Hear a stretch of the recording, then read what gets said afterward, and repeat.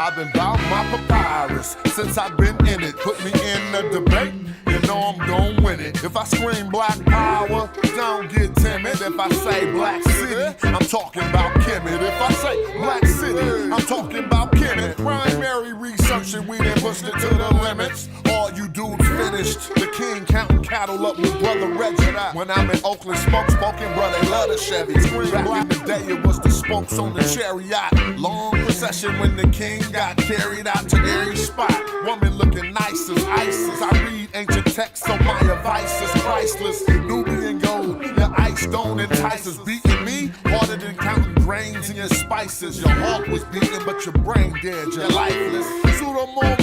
Yo, they ain't nothing like us, yo. Don't try to make me mad. Make me smile and say you love me, man. That's real right there. Yeah, come on. You should listen to your main man's advice. Do a YouTube and apologize like dice. Or the back fade coming like the Antichrist. Egyptologists see me reading and said that I'm nice. I got a speller with your name on it. I'm like Sargon. You the type of dude wake up in your car gone. Told, cause of the money you owe. Before you stream, you should clean up that humble abode. Like Akhenaten City for my woman in gold. I keep the pseudos running, people coming in droves. You catch me on a live stream with Pan-African James. When we building, call us by our African names. I'm for the children. And ain't nothing happened to change. We on that black hype, so we still packing them things for protection. Got connections, got connections. My complexion, pure black, that's the essence. Make me smile. You love me? Show me some love. All right.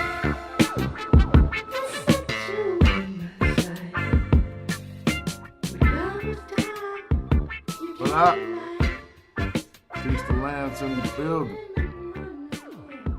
Doo-doo. That's a nice little one. I'll play this other tune, we get right to it. Oh, damn, I forgot. I took out a lot of these songs. So I gotta play this. Yeah, and I'ma work cause I ain't going out lazy, bruh. Thought he was conscious, but the homie just played me, bruh. The house of consciousness is going out crazy, bruh. They crazy, bruh. Alright, it's getting kinda dirty in these YouTube streets. The Amarna squad, God thinking you dudes weak. Islam or Judaism, where you learn what you dudes teach. The West African rappers slapping with that voodoo speech. All that sub-Saharan terror about a cuckoo feet. I'm like Norma, the agricultural farmer that grew you wheat for the storehouses. We feed the Hebrews and lead the people when we defeat the feeble. They wanna know polite, rip me off, but I never pay me my money though. That mean he 100. And I'ma work cause I ain't going out lazy, bruh. Thought he was conscious, but the homie just played me, bruh. The house of consciousness is going out crazy, bruh. They crazy, bruh. Nubian with the Jews, I rock the pinky. I think Jesus got to save me. A doctor save me, a Dr. Inky. I cop the copper jewels on blue and red. I'm not the chakra doctor, y'all claim woke. But you in bed, you won't pop a chopper, you Grandmaster J. You just talk. Punks turn the other cheek and you will walk away. Y'all gon' have to pardon my Moorish. That's to Harker Bay. I'm on that black African power on my darkest day. And that's my brother Ankh stomping them other punks. We brought them gators to Italy, you loving the Moors. And now I'm teaching from my shrine like brother Jabari. Scoping the savannah cause I'm on another safari. Tasha K showed us Frank record. Young Pharaoh just losing his mind and y'all can't help him. I know one thing, you're a fool if you're still out here donating to Umar school. That shit through. And I'ma work cause I ain't going out lazy, bruh. Thought he was conscious, but the homie just played me, bruh. The house of consciousness is going out crazy, bruh. They crazy, bruh. Look. You showing your hidden colors like Tariq Nasheed. A bunch of pseudo-information I don't think I need. Probably lying on the text, ask Divine or Zion Lax. Just get that microphone ready. With Metal Netta, I'm Stone Jetty. I'm Ujahu, Assault Imhotep. Y'all probably timid still on them Bobby Hemmett teachings. I'm in Gozy with the DNA. Cat's corny and it's killing me too. You talk that black shit, but you look Arab like Gorilla Hebrew. You need therapy, they telling me just chillin', be cool. I'm a magi orchard, you a sad guy talking. And I'ma work cause I ain't going out lazy, bruh. Thought he was conscious, but the homie just played me, bruh. The house of consciousness is going out crazy, bruh. They crazy, bruh.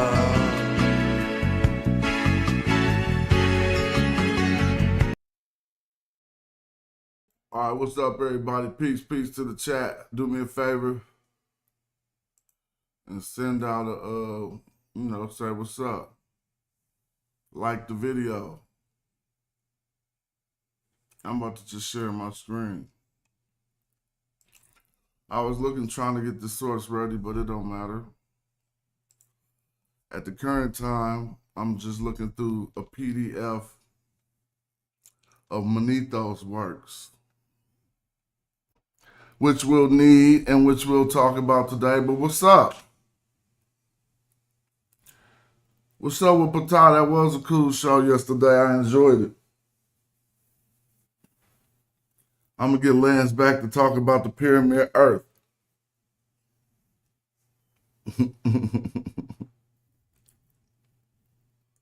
But right now, we're about to look into some ancient Egyptian texts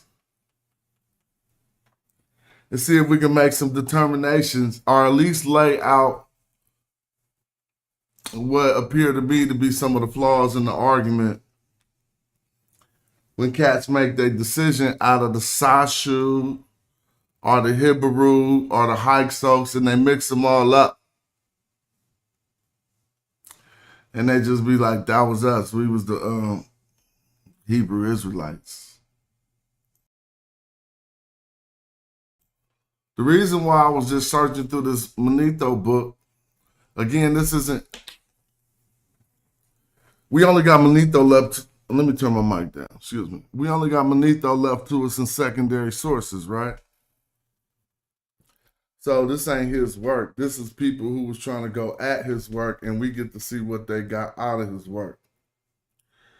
Manetho was an Egyptian priest who wrote some of the history of Egypt for the Greeks.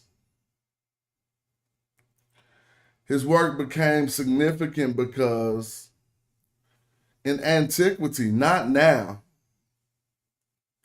but in antiquity, when some would form polemics against the Jews or against the antiquity of the Jews, like they say Manetho did, often apologists of various sorts will come in and attack the work of Manetho or go against what he said, particularly for a few things. So I was just looking up this source and telling you why I was looking up the source, but I actually don't intend to start here. I'll start with the Hyksos, right? Or let me go to, I think I had an image. If you notice, the one thing about this picture from a tomb in Beni Hassan, where they say some kind of used to use it as evidence of, migration in the Kemet, which okay. But it got kind of taken out of context. And it was basically said that, by some, these was the Hebrews. And some still use this photo. We talk about stuff like that. But if you look at how the picture is labeled, you'll see it says procession of the Aamu. And that'll be significant in this discussion. But if you never heard of that term, which I'm pretty sure you have, if you haven't heard of that term, Mark noted because as we look over Habiru, I don't know, I say Hapiru, like they would say in ancient Egyptian, but we say the Habiru are, I don't know if people are familiar with that term. We'll talk about that too. The Sashu, right? I'm pretty sure people have heard of the term the Sashu of Yahweh or what have you. But I want to look into all that today. And then what was the last one? The Hyksos, which we're on now. If we blow this picture up like we often show, I don't know how I just start getting tired when I just start the show. Let me see if I can blow this picture up. If we blow this picture up and start to read what they're talking about, I'm just going right to something real quick. And I don't need you to pay attention to everything or attempt to try to even learn or read everything right here. It's only 3 glyphs I need you to pay attention to, really. And that's these 3. So it says, Heka Kasut. All right? Heka Kasut. This will be the way the ancient Egyptian talked about a foreign ruler. Now, if you notice here, Heka Kasut is behind the Egyptian, in front of the man with the Levantine style clothing. All right? We understand this to be not his personal name here, nor the name of the people that's with him, but this is simply just a position to be a foreign ruler. I do got some text corpus open. I'm going to open up another page. And like we often show, let me see which Heka is that.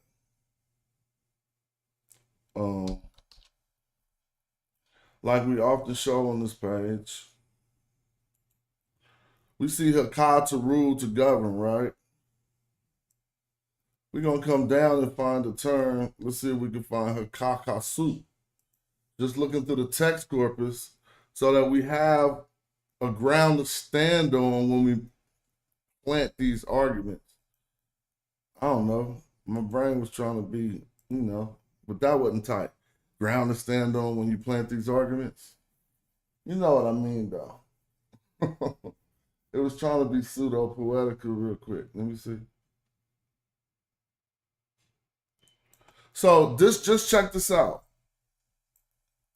Heka Waret, great ruler. Heka Waret M. Kenu Ba is the great ruler of the Ba. I ain't gonna read all of that. I'm just gonna go to the short ones. Look, Heka Punt. Who was the Heka Punt? The ruler of Punt. Shout out to you. Thanks for supporting, grabbing that book. Appreciate you. The ruler of Punt. See? Now we got Heka M. Awinet, ruler in Dendera. Why am I pointing this out? Because in order to say ruler of a place, you say Heka that place. Now, what if you want to say a ruler of some things? Here go the ruler of the books. Heka Majawut. Majawut. Right? Some might say Majawet. The ruler of the gods, Heka Neteru. Ruler of the 2 lands, Heka Tawi. Now I'll just skip down to the one we're looking for. And it's possibly going to be after all of these because of what it starts with. It is Haka Kasat. See? Now check that out. If we learn the ancient African language before we start talking about it, we would possibly be able to understand how would they be able to translate a group of people out of Haka Kasut, which is the one we're looking for, which we'll find, which is the rulers of a foreign land. You see all of these start, ruler of Punt, ruler of the Enid, ruler of the West. I made that point.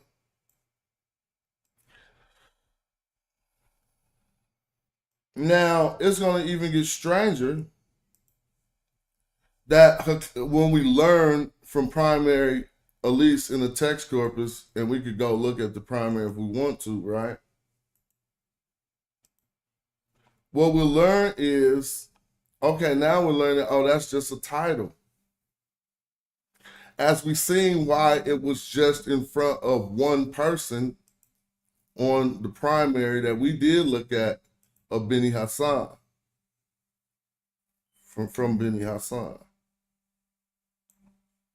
It's taking me so long to get to Hakakasut, but we almost there. Right? The ruler of rulers, Haka'u. Now let's look at this one. Hakakasat. Don't you see when I click the glyphs? It is exactly, let me make it bigger. It is exactly what we see when we look at right here. It's just turn the other direction. See this, look at the direction everyone is facing. Right? So you're going to read from right to left in this instance. So you start with the Haka, I want to call it a cane, the Haka symbol, staff, right? Now when we go back to the text corpus, we know we're examining the same term. So is every text that we're about to see going to be talking about this person? No. He is simply a foreign ruler.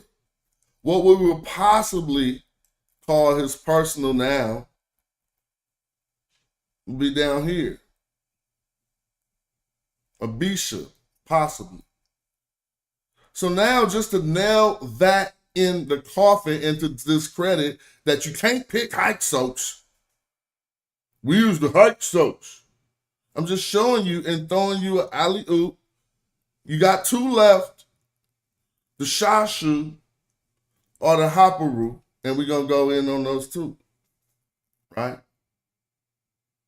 But if we're talking about the Hyksos, we need to illustrate the misunderstanding that was put out by Josephus, another warrior historian who even have, if you're a mathematician, you might have heard of the Josephus problem, where he somehow figured out how to be the only soldier alive after him and all his soldiers got caught and trapped in a cave. And they said, look, when we get trapped, we not surrendering, we go suicide, right? So then they start pulling sticks, and it come to pass that by the time the stick get down to Josephus, it ain't nobody to kill him and the man next to him, I guess. And so they the last. I don't know how it went, but that was the last two to survive.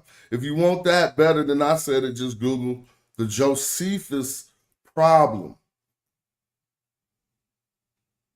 And now let's get back to it.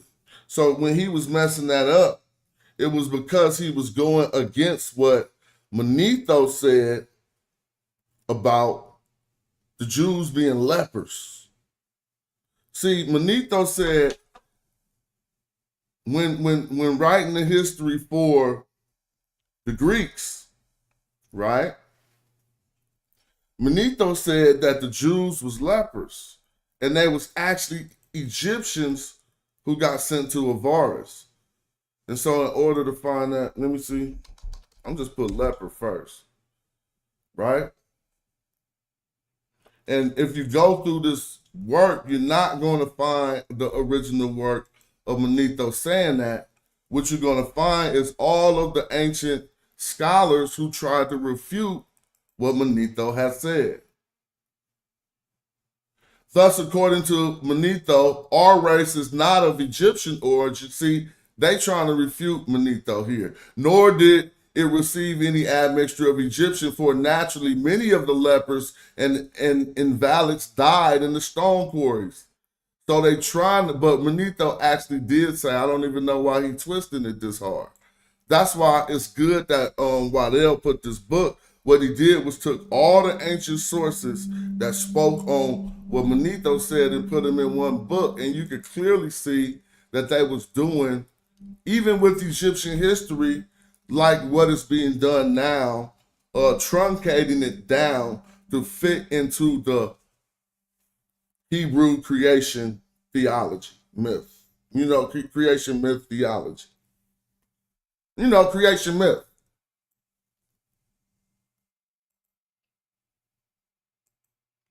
But I'm sorry. I should. I will find a more accurate quote on that. He had, in fact, forbidden lepers for living in the village. Let me see. So here you go. It remains for me to my reply to Manetho's statements about Moses. Egyptians regarded him as the wonderful, even divine being. See, he's trying to refute what Manetho said, but wish to claim him as their own by an incredible calamity. Alleging that he belonged to Heliopolis and was dismissed from the priesthood. Now that's what he alleged. That Moses belonged to Heliopolis and was dismissed from the priesthood there owing to what? There owing to what? Everybody, look at the phone. Look at your phone. There owing to leprosy. The records, however, see they're trying to refute what the Egyptian priests said for the Greeks. Whatever your stance is on Manetho or not, whether you say he was a sellout because he wasn't supposed to read the methodologies for them. Manetho is one of the only sources we could qualify what we know about the methodology with. It's because he left us a list in his work, and then now that we can read the methodology, we got a list that match up with his list. I think it's the Palmero stone. So Manetho lists in Greek the successions of the kings of Egypt. And then when we finally translate the methodology, the Palmero stone is listed the same way as Manetho's Greek list. But anyway, that's neither here nor there. What we're talking about now is what we thought was the Hyksos, some people. If you've been watching so far, you clearly see that this is the same as this. And so when we go into the text, if you think the Hyksos is a people or a person, you're not going to understand anything we're about to read. Now, I'll go back one step and let's see, so that you can see here clearly that there will be another one. So this is the one we own. Where was we at? Down here. And that only has 5 attestations. It's really not the one we want. But check this out, and this is what I love. Hyksos in Waset. Just beat the brakes off somebody right there. So if this say the Hyksos, then this is the Hyksos from Waset. Waset is Thebes. That is another indication that we can never act like the Hyksos was a people, then say we was the Hyksos, and that's evidence that we was in Egypt. And when I say we right now, I'm speaking from my Hebrew voice. We was in Egypt. All right? Yeah. So look at this. Number 5. If I just go into number 5, since I haven't found the other one yet, let's look at the 5 attestations in the text corpus that we can match up with primary text, right? And see how they use this term. And luckily enough, they even put the glyphs there. But they just went to a hakah, and then they got a space and a kasat after it. Fair enough. But if you can read the glyphs, you can already see what's going on here. And I want to see how they say it. And so I'm just going to take y'all right here. This is the land of Mijah, where the Magi from, arrows up. But this is like Anu gifts. This is gifts from Mijah by the workers, the ruler's workers, right? The ruler of the foreign lands. If we come down here and read it and translate it to the English, we'll see something like that. Where we at? Here we go.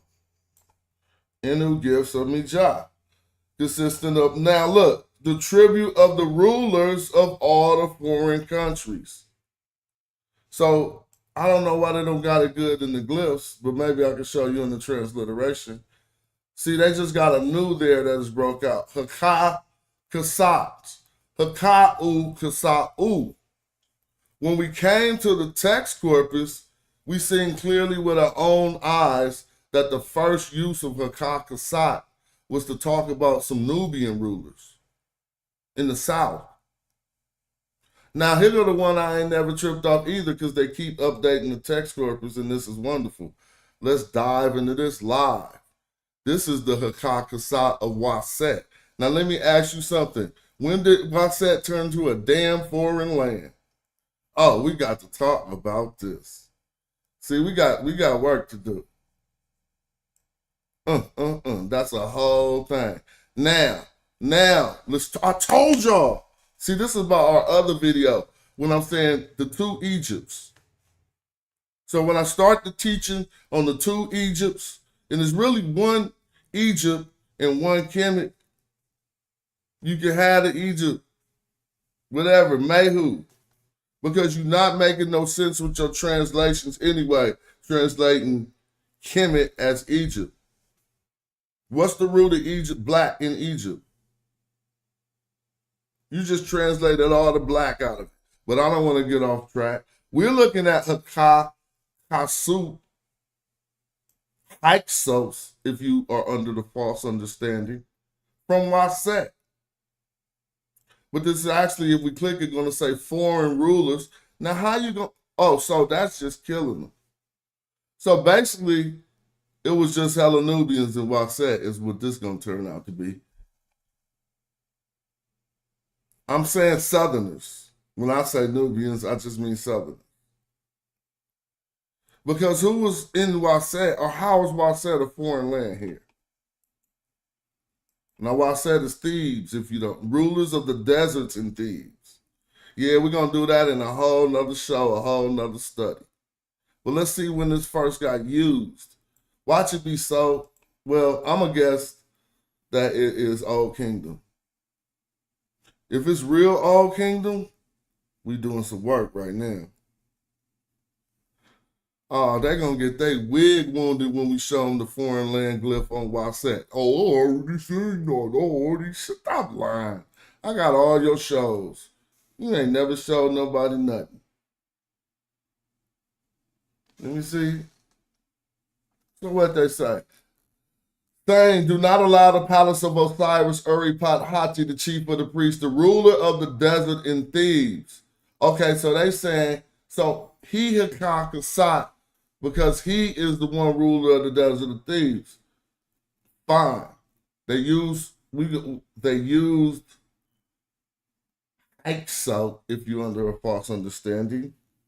But if you're in the right knowledge that we stepping into, now that you know that they just was saying the ruler of something foreign.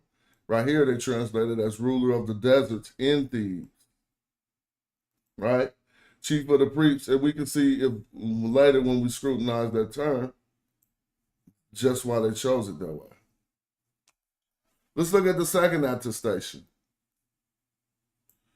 And there, we're looking at Waset still. I should go back to the original Hyksos.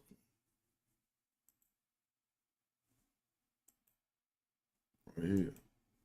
So the first time they used this, what we thought was for this guy, right? And the Hyksos was actually for some Nubians. We just seen it in front of our face. What else we about to see front our face? Right? We're going to come down here. And this is the TLA. It's the text corpus. Please believe you could debunk your own suspicions just by going into it. You'd be like, oh, I was hella wrong. You won't find Abraham in the text corpus.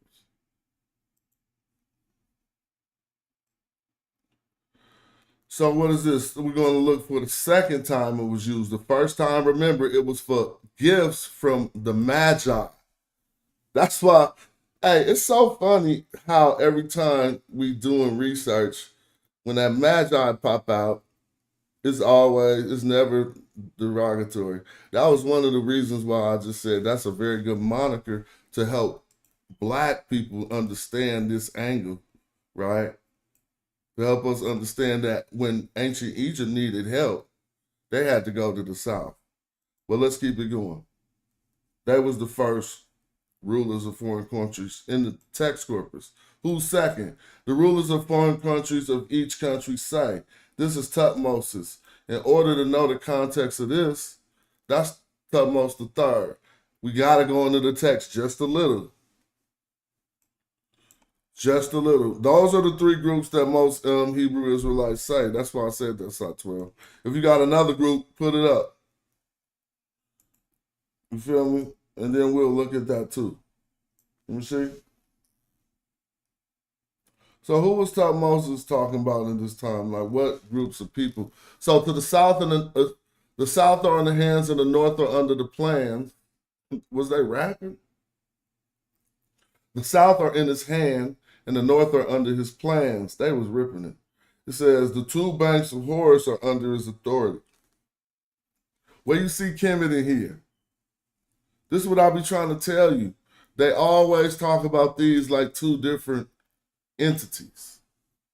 Kind of like in the Civil War, the South and the North. Right? All right, well then you unify them and you make the United States. Okay, cool, but what if the South was Kemet?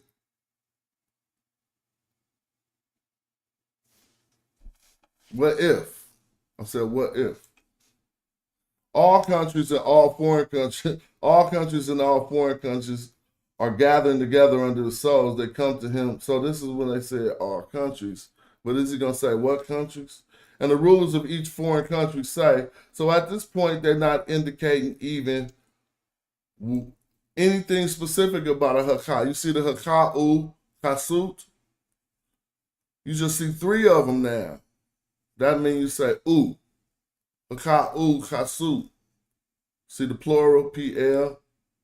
Plural, PL. So they're talking about multiple foreign rulers. But there's no indication if they're from the north, the south, the east, or the west. So I don't even have to go to this text. Let's see what the first direction he mentioned. There is no foreign land that he has not entered to expand the borders of Egypt in the strength of victory. That's what I'm saying. This is just generic. Oh, here we go. The heroic king is he who creates the great heaps of corpses on the battlefield amongst the Asiatics. See what I be saying? But now y'all say, hold up though. Modern Egyptian, 80% Asiatic DNA. They're the real Egyptians. Make it make sense. Right here it says his heroic king, the heroic king is he who creates a great heap of corpses on the battlefield amongst the united Asiatics, who caused the princes of retinues, that's Syria, Palestine, to be assembled under your tribute and to pay tribute. So, okay. The first place they did name after talking about those was a Syrian area. And here they go again with the rulers of foreign lands, Hyksos, amongst the southerners and amongst the northerners. So I don't want to go too far with that, but if you've never seen that before, I think it's quite definitive that, as Danielle Canderola teaches, and I hope I said her name right, that Hyksos wasn't the people. They was the rulers of some people. And to end this off, they keep going here and here and here. Rulers of foreign lands. And we'll go back to the text and show everyone exactly where they're talking about the people.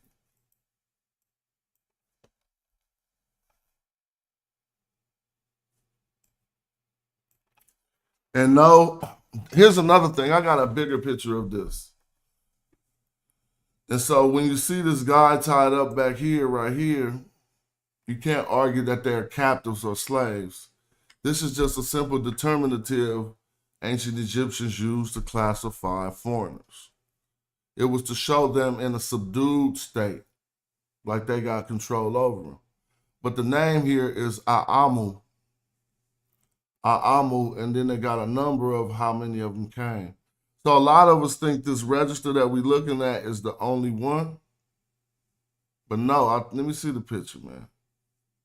If you look at the whole picture, let me see if I screenshotted it this morning. If you look at the whole picture, what you're going to see is, did I save it or screenshot it? Let me see. Let me find that picture. Damn. Oh, here we go. Egyptian Hyksos. It gotta be this. Nope. Dang. All right. Well, anyway, forget it. I don't even know what I'm looking for. I'm gonna keep it popping. So let's just say that you still trying to make that argument that was the Hyksos. The way you was the Hebrew related to this procession and blah blah blah. The way that argument would have to be, that hypothesis would have to be corrected in order to make it work is you got to remove the Hyksos. Don't ever say that again. You be watching Smash Show. Whatever community you walk back into, you got one up on them because they still saying the Hyksos. You could thoroughly demonstrate and prove, and I just showed you how to do it. The tool I'm using is the TLA, Thesaurus Lingua Egypti, the text corpus.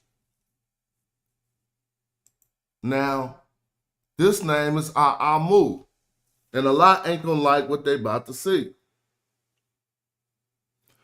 Because if you take this name here, Aamu, and pop it in the same text corpus, it was what, 37 Aamu. I was intending to show you the complete picture of this that shows 3 other registers under here where no one is subdued and people just walking. All right.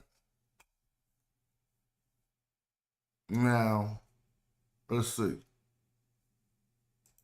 We're just gonna simply take it here. Don't think you need to know the transliteration. All you gotta do is know the English. But the transliteration I'll put in, and I think I entered it already. One of the things I like to point out here is let's go back to this. And ancient Egyptians do this a lot.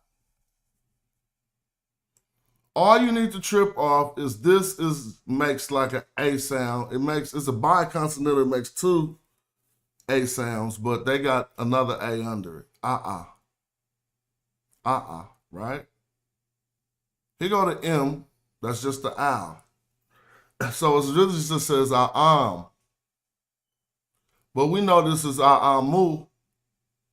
But what I want you to trip off is this thing right here. It is a throw stick used to indicate foreigners.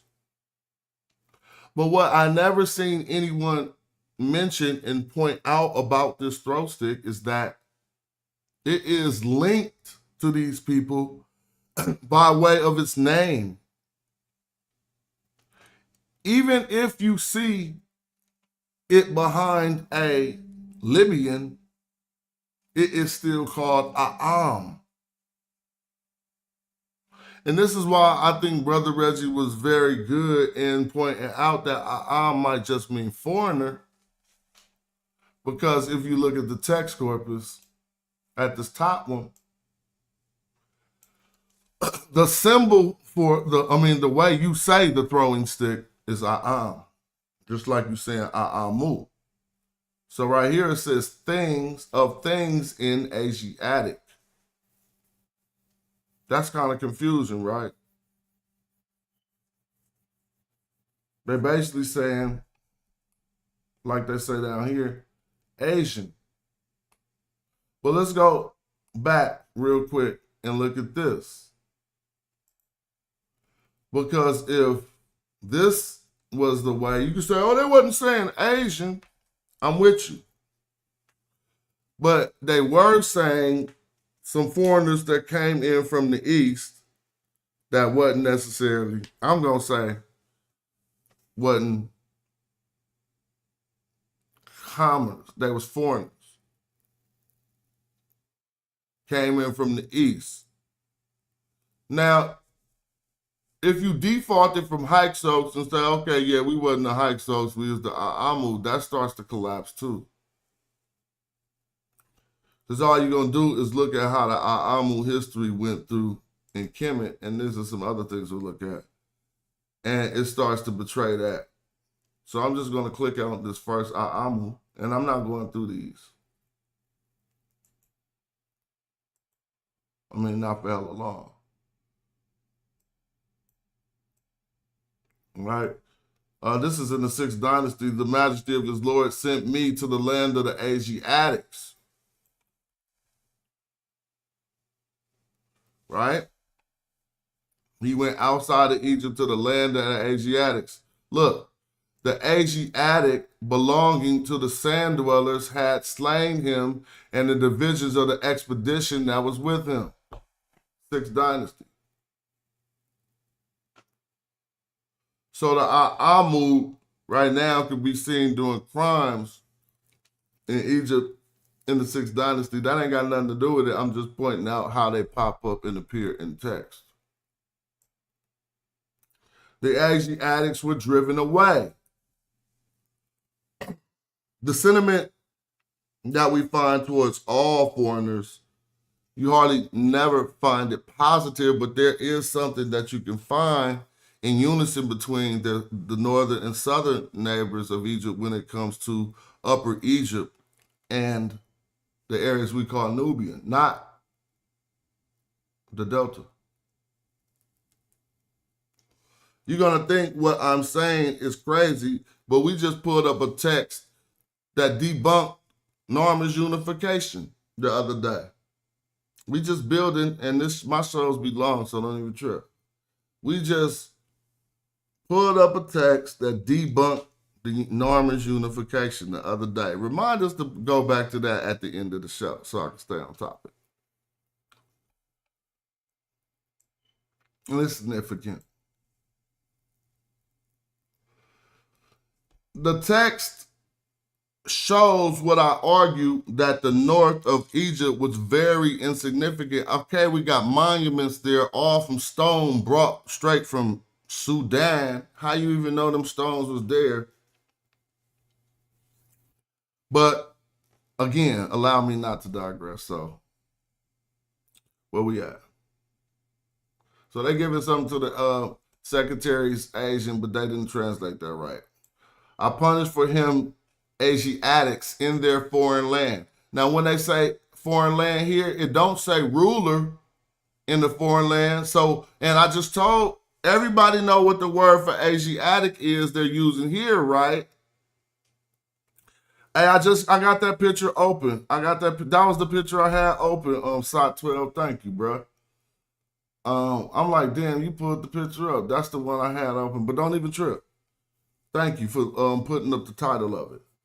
But what I would like you guys to see here is, since they're not saying the rulers of the foreign lands, they're saying the Asiatics in their foreign land. Can you guess two of the terms that's about to be in that ancient Egyptian sentence?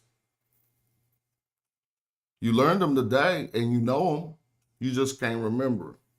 Aamu and Kasut. See, the second part of the word that we think is Hyksos, the soaks part, come from Kasut. So just throw that term out as a people. But this is Aamu hair Kasut. This would be Asiatics upon or in their foreign land. So that gets interesting, huh? And I'll show a few more.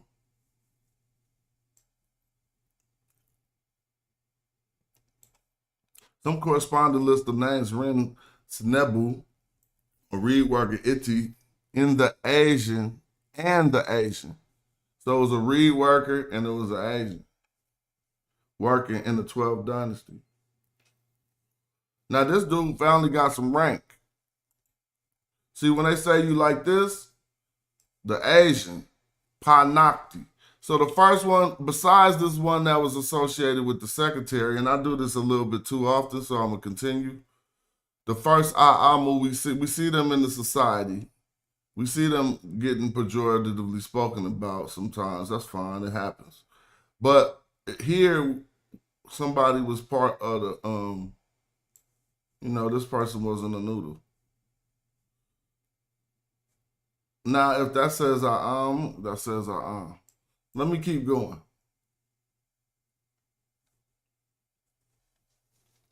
For the Hyksos, I think that's a dead issue. We could switch over to the Hapiru. If I think I already put it in the text corpus. Is one thing I need to show y'all in the wiki. Watch this. So you won't think I'm just saying stuff. See, there it go right there. So when I put Hapiru right here, you notice first it came back without the H really, it say Apiru. So let's just reconcile that real quick. That the ancient Egyptians called these people we're about to talk about something like the Apiru. Also known in the Akkadian version as Hapiru. All right? Is it in an Akkadian version?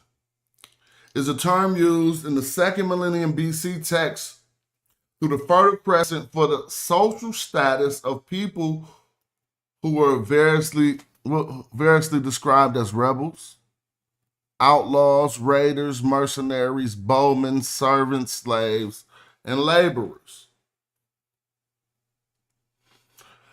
Now, just from my limited research, I would just put this out there and see if you could say that ain't true. A problem we have with lining that history up with the Hapiru is that we never found any text that placed these people in Egypt, in what you would call Greater Egypt. When they talk about this 2nd millennium BC text, they're often referring to, in the case of the Hapiru, what we're going to call the Amarna tablets. I don't even like saying tablets after Billy Carson. There ain't no tablets, man. The Amarna letters. The Amarna letters, right? The Amarna correspondences, whatever, man. All them tablets get on my nerves. But to keep it a buck, Some of those was tablets. Unlike the Emerald damn tablet. That ain't really a thing.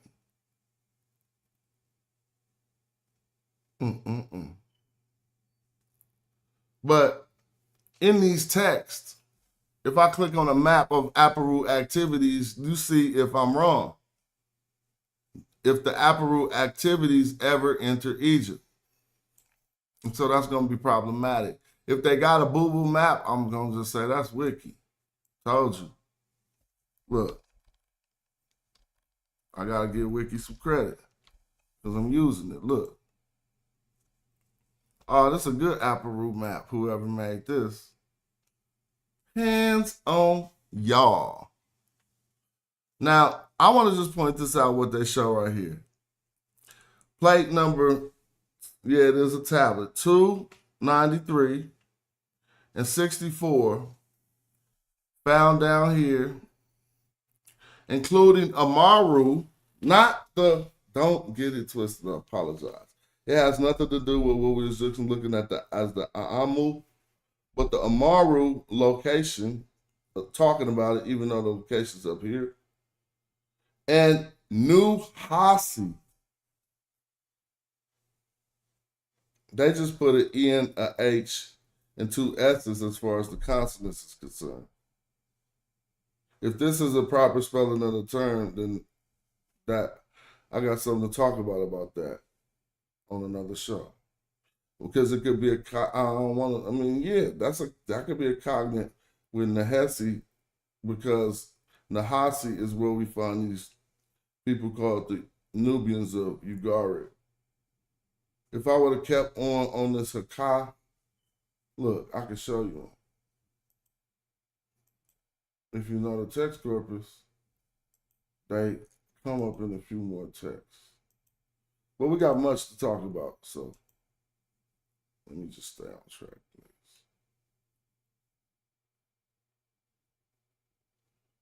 I got all these windows now.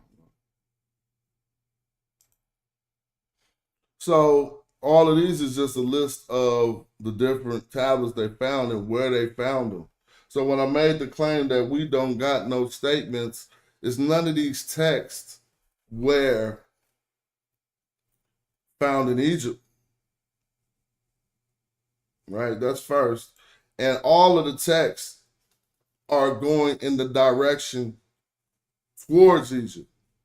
Meaning not all of them, there are a few of them that are coming.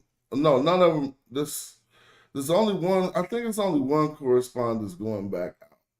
But none of these people, they were talking about some people that was causing problems in these areas.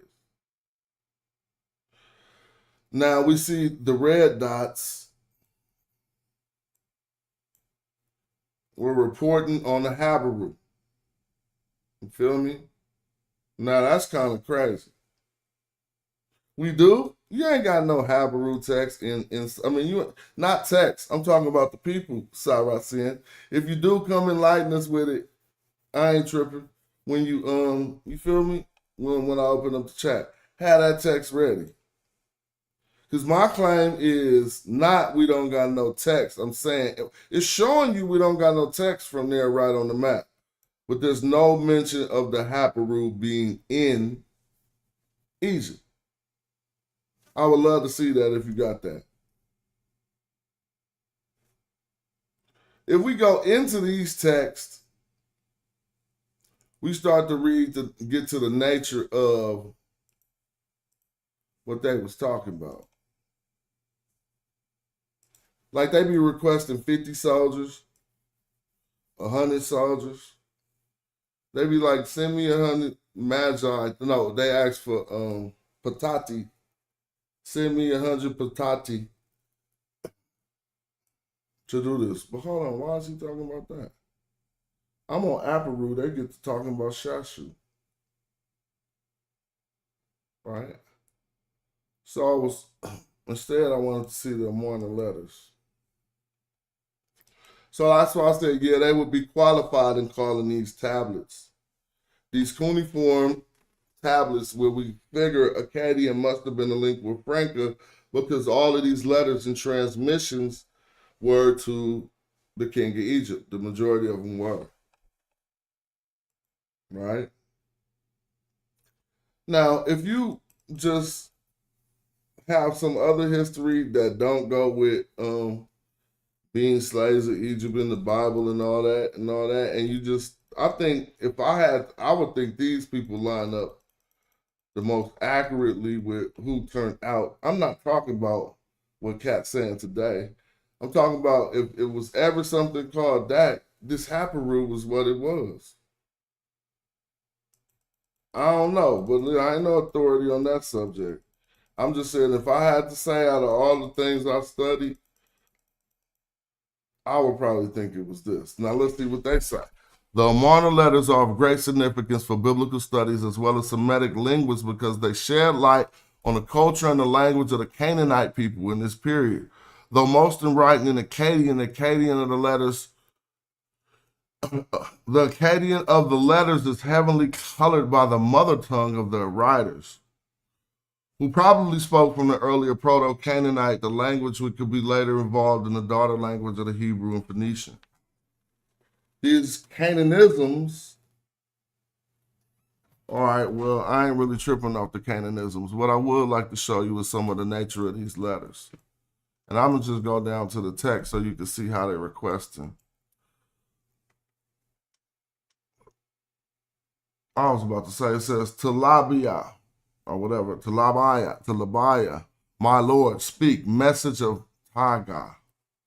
To the king, Pharaoh, my Lord, I have listened carefully to your missive of me, your illegible traces. There has illegible traces. That ain't what I wanted to read. So there's a few letters in here that are funny. If you want to get into it, there we go.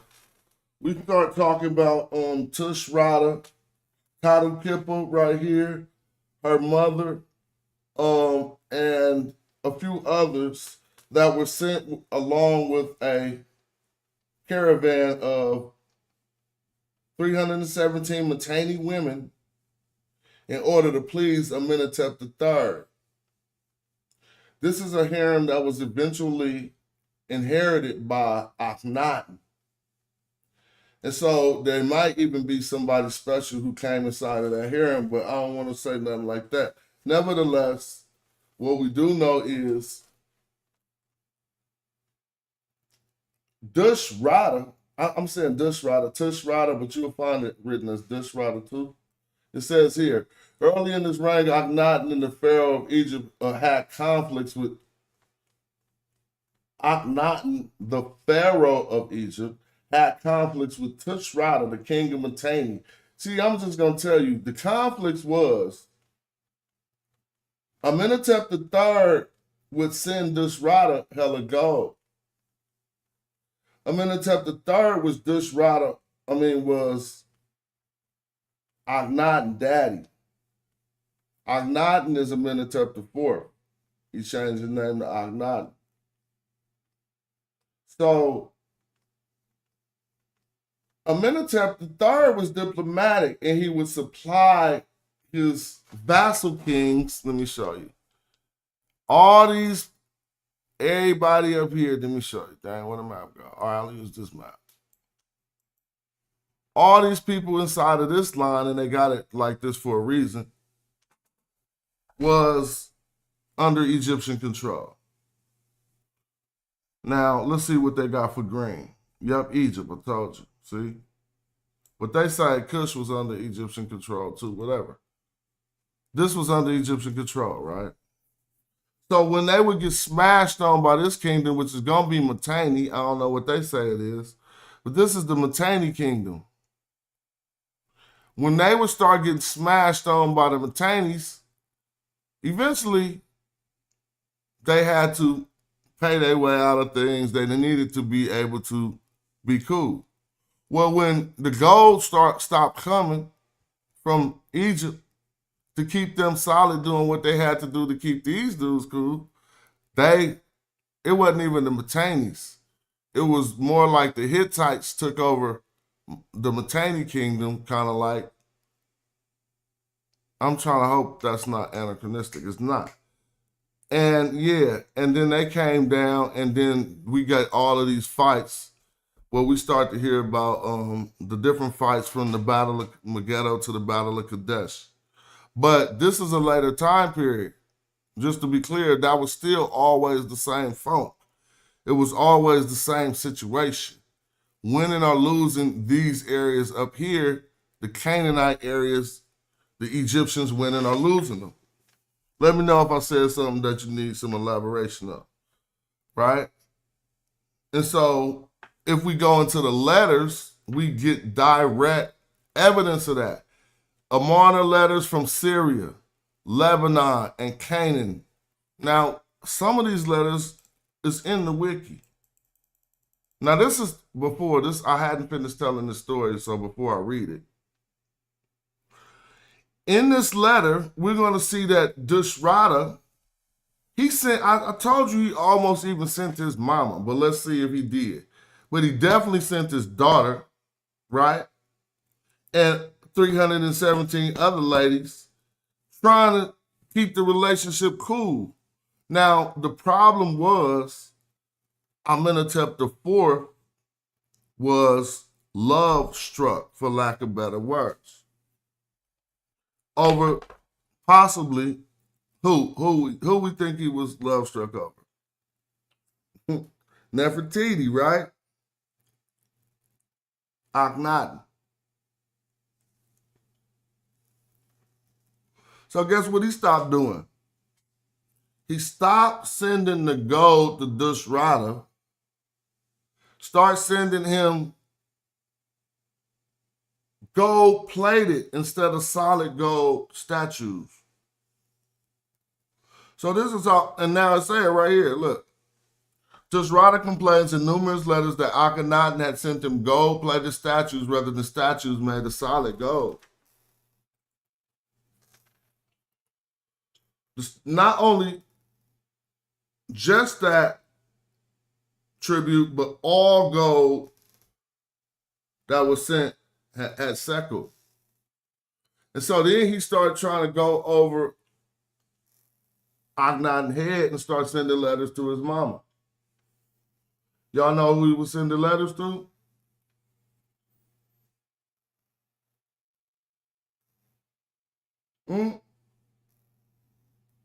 I think they was going to Ta'i. Queen T. Let me make sure that's right. I hate to say that wrong. Yeah, I mean, come on, dog. I'm saying this from the old school.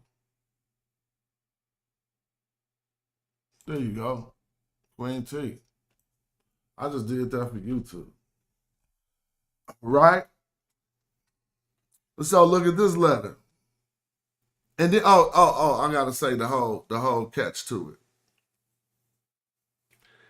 He got a letter complaining about Amenhotep before when it was cool with him and Amenhotep. We find a letter where he asked Amenhotep, man, what's up? I sent 317 women.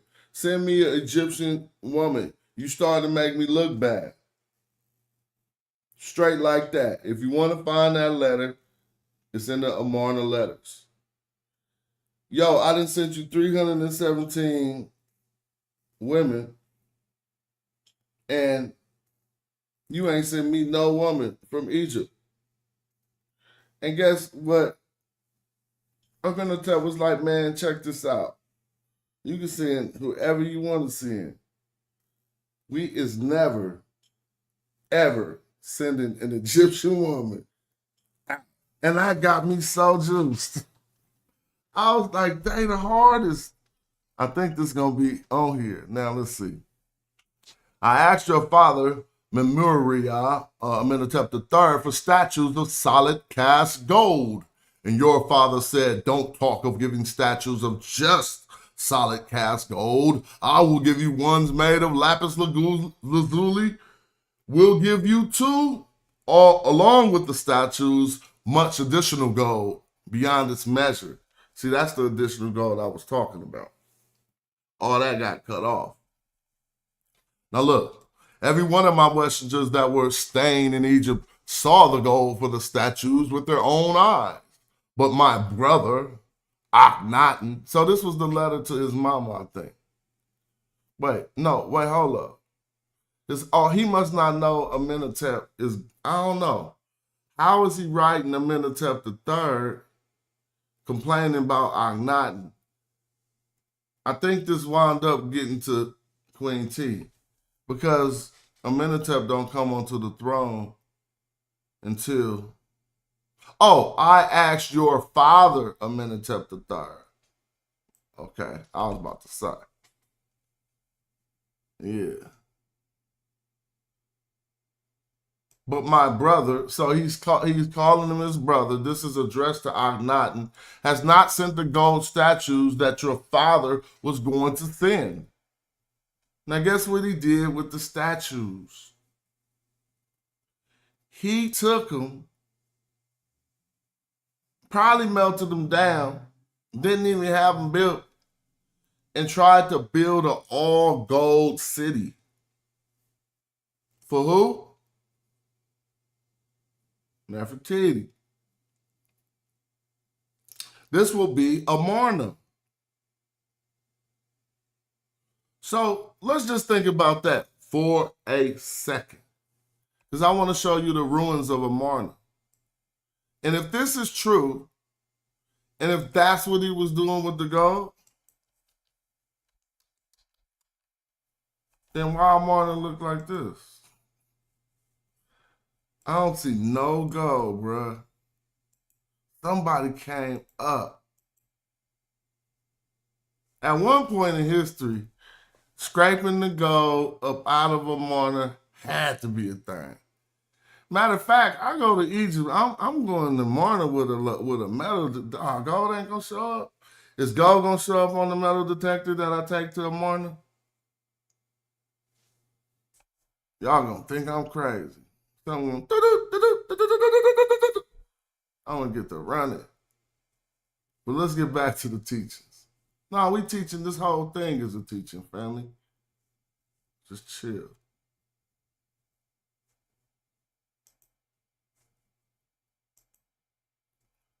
Right? So basically, I didn't want to say he was like love struck, but that's why I said he was love struck. But get back to the Hebrew, you see right here, the Hapiru and the biblical Hebrews. So it's not even me or anybody, it's people making these equations. Hey, people say, no, that ain't us, because these people you can't say entered Egypt and did nothing like that. So I'll wait to learn from y'all when I open up the chat where I'm incorrect about that. I already seen Sarah saying said we do smash, but then he fell off because he didn't know that he don't. Right? So you can read the whole wiki on that. I'm going to give you more than that. We're going to the text corpus to see what the ancient Egyptians said about the Hapiru. Right here. This is the, yeah, here we go. Hapiru right here. Y'all want to just leave it on here? Just do it like that? Well, right now, you don't look good. I'll just tell you. It's not looking good, ladies and gentlemen. Now, I don't know what to say, but I can tell you what to say. And they also got another good word here. Golly, I just caught him slipping. By accident.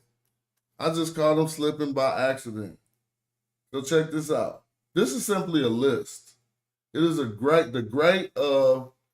it says, the retinue. This is a list of all the great people in the retinue. Waret in retinue, right? So now we got a number of them. 110, but then it say 34. So I gotta know how to say that number. Oh, is that 100? Yeah, that's 100. Ain't no such thing as 110 and 34.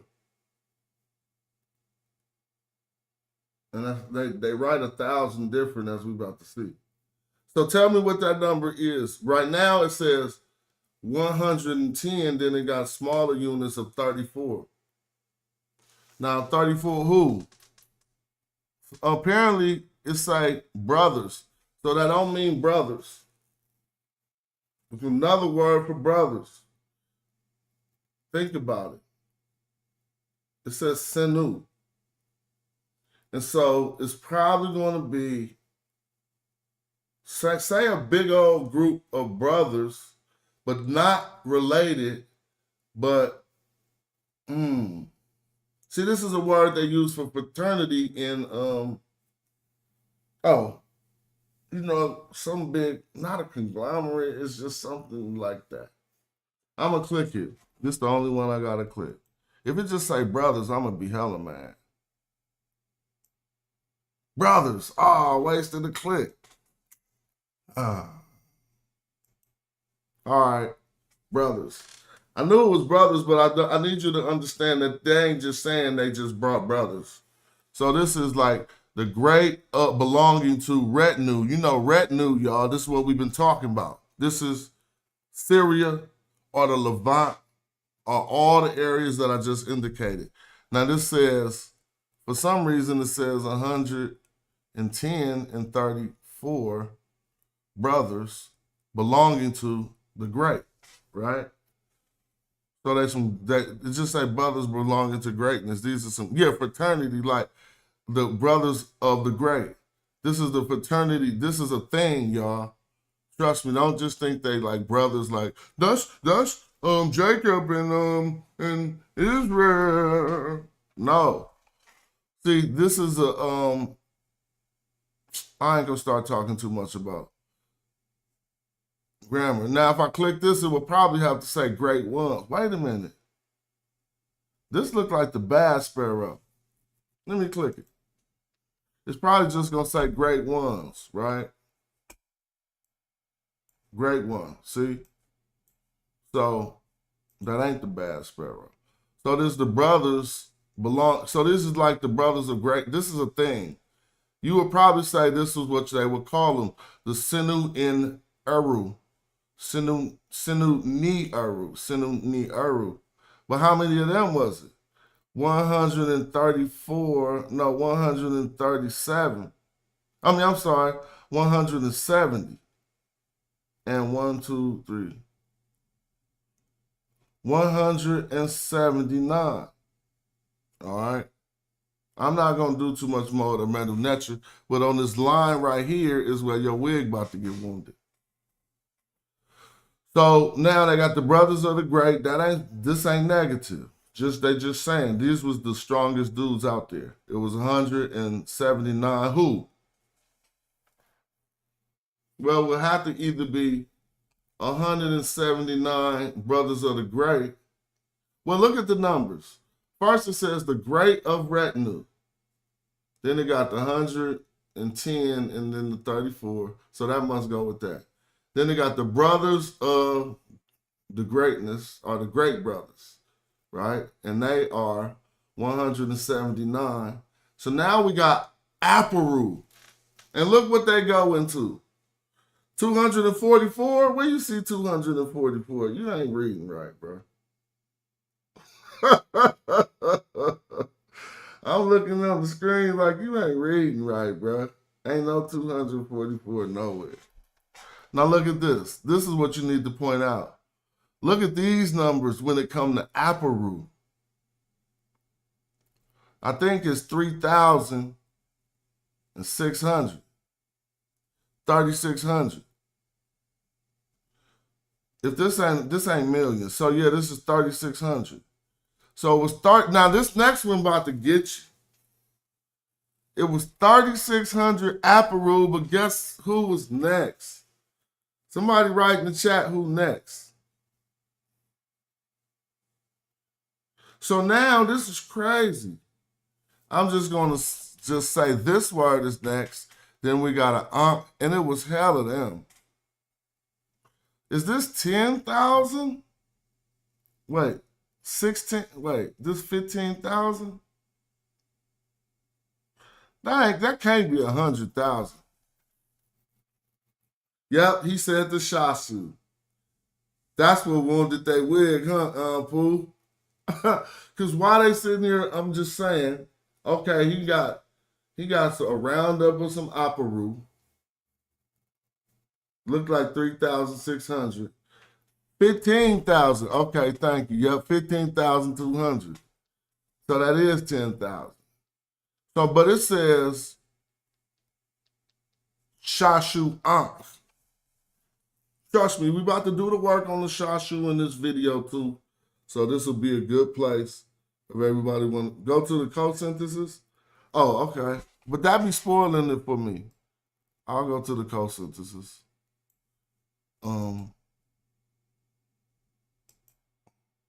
I'll be practicing too.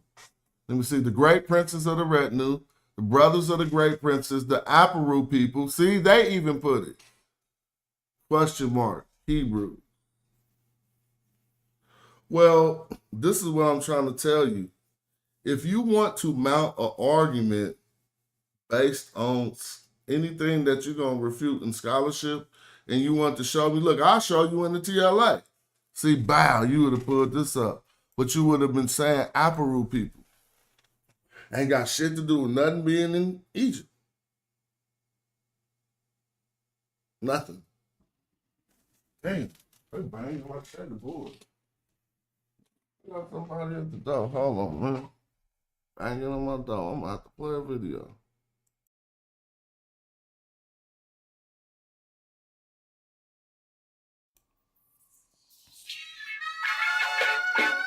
I've been bout my papyrus since I've been in it. Put me in the debate, you know I'm gon' win it. If I scream black power, don't get timid. If I say black city, I'm talking about Kemet. If I say black city, I'm talking about Kemet. Primary research and we done pushed it to the limits. All you dudes finished. The king counting cattle up with brother Reggie.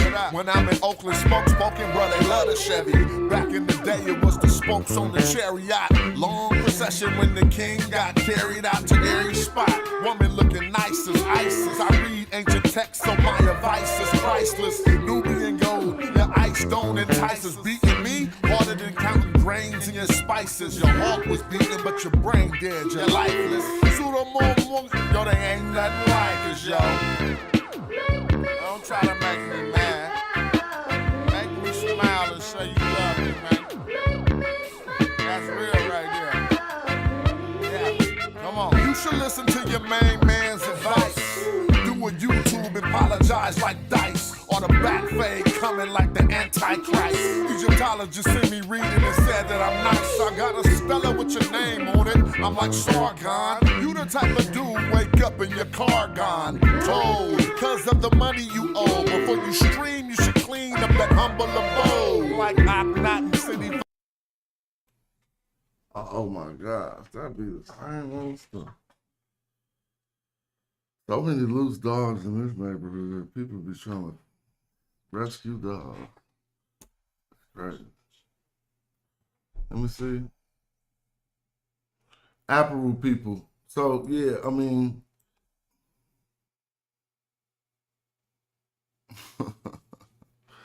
now they do say Shasu Bedouins here live in 1500. Then we was gonna get the Syrians, 3,600 people of Nukasi. If we come here, I want to see Nukasi. We was doing good with the reading. Here go the Syrians. So this is Koru. You see that Amut stick? And so this is what we was talking about in the beginning of the video, that by default, it ain't saying nothing about Asians here. I already talking about Syrians, the ones that would actually have been classified as Asians, right? But the throw stick simply is for foreign people. Strangely enough, we don't see no throw stick stuff on Shasu, or we don't see no throw stick stuff on Hapiru. But that don't mean anything different. I'm just pointing that out. You'll find renditions. If I click it, it'll have it right on there. But they probably saying not in this text. So this is a large number of Syrians. 30,000. 30, what? 35, 6, 7, 8. Wait a minute. 36,000, I'm tripping. I'm 30. All right, that's cool. Well, we see how they address the Hapiru in that text. Let's look at the next text. Now on this day they came to tell His Majesty that the robbers from the Mount Yarmut, all right, together with the Taru people have come and they begin to attack the Asiatics of Ruhim. All right, let's go look up at that. I don't know. Oh, this is the Hapiru. Now they got something like, they got an army over there. Hapiru got this fighting determinative. See a man with a bow. Right? What's dash? Douche. Douche. Whatever this would be. Oh, that's just a mountain? I know that's do, but they put this SH looking thing. Oh, they're just talking about a mountain. All right. How did they address the Hapiru here? They was attacking some. So who was the Hapiru? Yeah, attacking some Aamu. Now that's interesting. Hapiru attacking Aamu. Okay. I thought it was Egyptians attacking. So the Hapiru, let me see. Look, now this is, dang, I told you every time you come across that Magi, y'all gonna gotta kiss the ring. Look, give provisions to the army of the Hapiru, who are going under the supervision of the great Magi. No, I'm not talking about in context of anything. Somebody's looking with a serious ass face right now. It's not in the context of everything we've been talking about today. It's more or less about the context of what I talked about of when we come across Magi in text, they don't never really be like subordinate or negative too much. But right now we clearly just found an army of Hapiru going under the great supervision of the Magi, Amenemot, stone to the great pylons of Ramses. So what are they doing? Are they taking stones to the great pylons of Ramses? I don't know what they're doing, but if you want to do this, you look into this. Here we go again. They under the supervision of the great Magi. It's going to happen some more. Let me see. Because the stable of boys to bring in teams of horses and give them fodder, one of the Hapiru will pass by them. Okay? If this is the text you want to use, try it. You probably need to see more of this. And shout out to everybody who support this page. Go look at my memberships. I'm trying to find, look, go look at them. This is the best memberships we changing YouTube. Yep, you. Well, as I grow my page, right now you can probably get your product in front of 30,000 people a month. That's not the best, but it's going to grow. And if you think, hold up, it's in your genre, your content, I also got offers to help people monetize that ain't monetized already. You can upload your content on this show if it's approved and qualified. Here they go about, look, and then the Hapiru, and then you beat yourself with 1,600, what? It's going down. Somebody beating themselves with 1,600 something.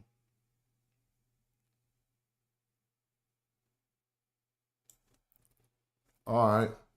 So, not to go on too far about the Hapiru, but what we'll find out is if that's the route you go, if you say, well, you can't say all of them. You're going through different time periods.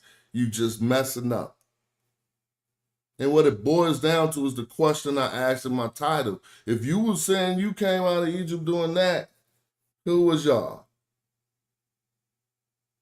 You can't get found in no text nowhere.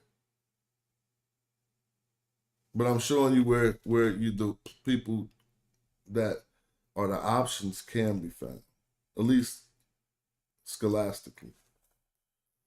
I don't know about in any other terms. Because that was based on something. They was just based it probably off these Hapiru raiders that was running around the Levant tearing everything up.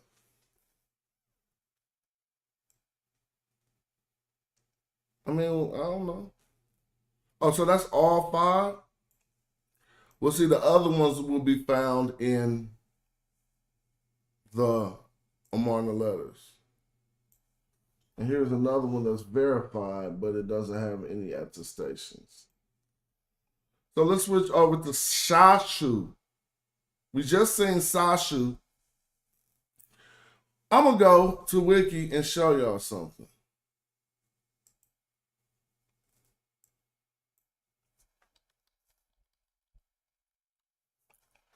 The land. First, let's get that clear. Someone say that ain't the land, then this is going to be all right, so what we'll do the grammar and we'll work this out. Either this is the land of the Shasu, and I don't want to say Yahweh, and I'm going to show you how we came to that conclusion. But, I mean, whatever. The land of the Shasu of Yahweh, right?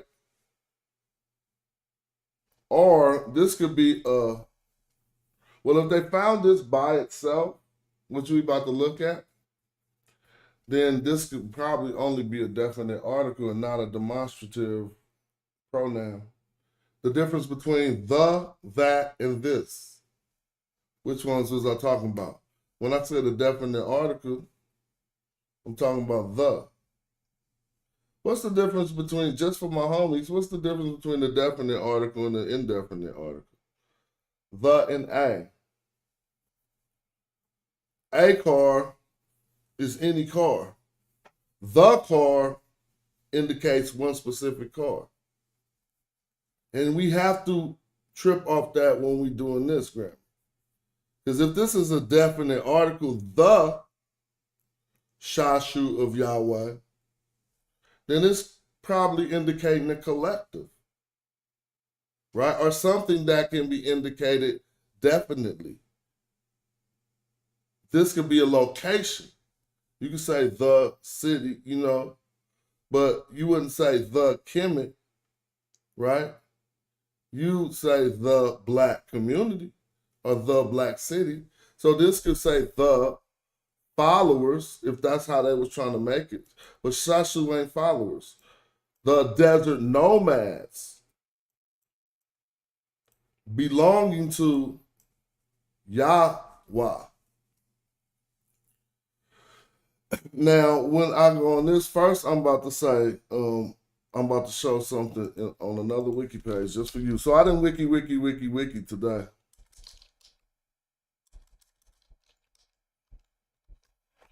If you follow wikis, you wiki.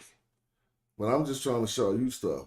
Now look, Shashu, right? And then I'll get up out of here. First thing they show is this, just for the record. You can say, oh, they made that up. No. You could go look at Ramses, and I think I got it. Shout out to J. Bill. We got it better than anybody in the world. If you think I'm being boastful when I show you, you literally going to be like, no, that's lightweight. Close to better than anybody in the world. Because that man take his time with his work. But still, I don't like to put people in those boastful positions. I'm talking for that his good work. So look, let me see. Look at this image.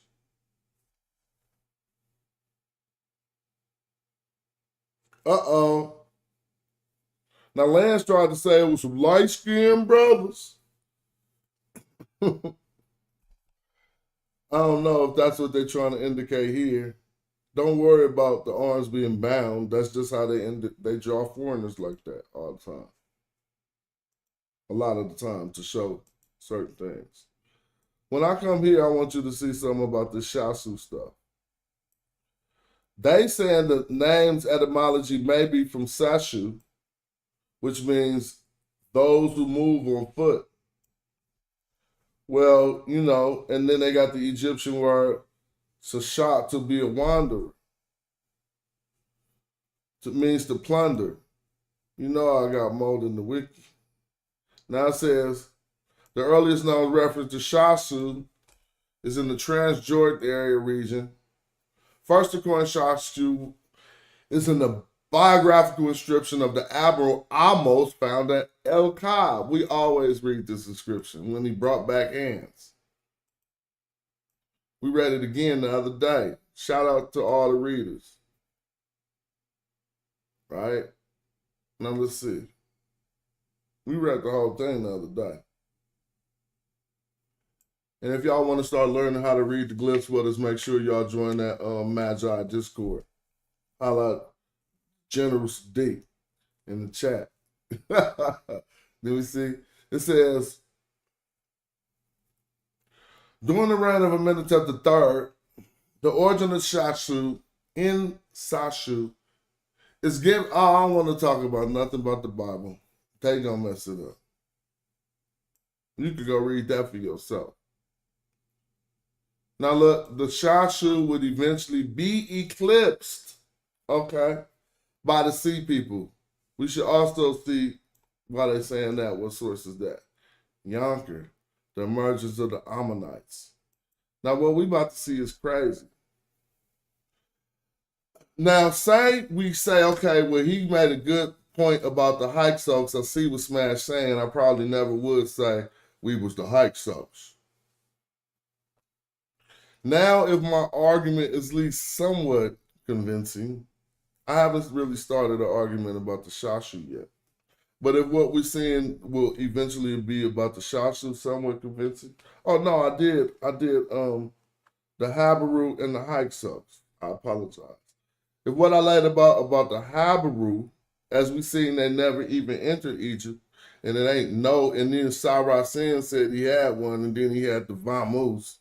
Ain't seen them text nothing again after that, because you know how it get over here. You can't, he like, damn, I done messed up. I done said I had a source. We be remembering that for 30,000 years, bro. Wujahu owe us a source. The Babylon Don owe us a source. They all ain't never came back on the show. See? Don't do yourself like that. You always welcome Sarah says, so is Babylon Don. Let me see.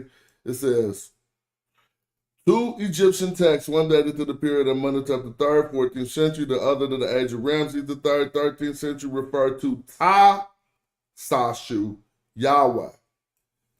Now listen to how they try to get this off. The land of the Sashu, Yahweh. At least they did that honestly and didn't put an of in there. The land of the Sashu, Yahweh, in which Yahweh is rendered as YHW or Yahoo. Now look, is a toponym. Uh-oh, that kind of messed it up. Oh, there you go. No, he wasn't in Egypt, but you gotta play it. You gotta correct me. I'm just messing with you. He wasn't in Egypt, family. You talking about on that Ramses text? You gotta know what text that is. The two Shashu that ran up on Ramses when he was on his way to fight the battle of, don't have me say the wrong one, Kadesh, family? Cut it out. Them two Shashu that ran up on Ramses was not in Egypt.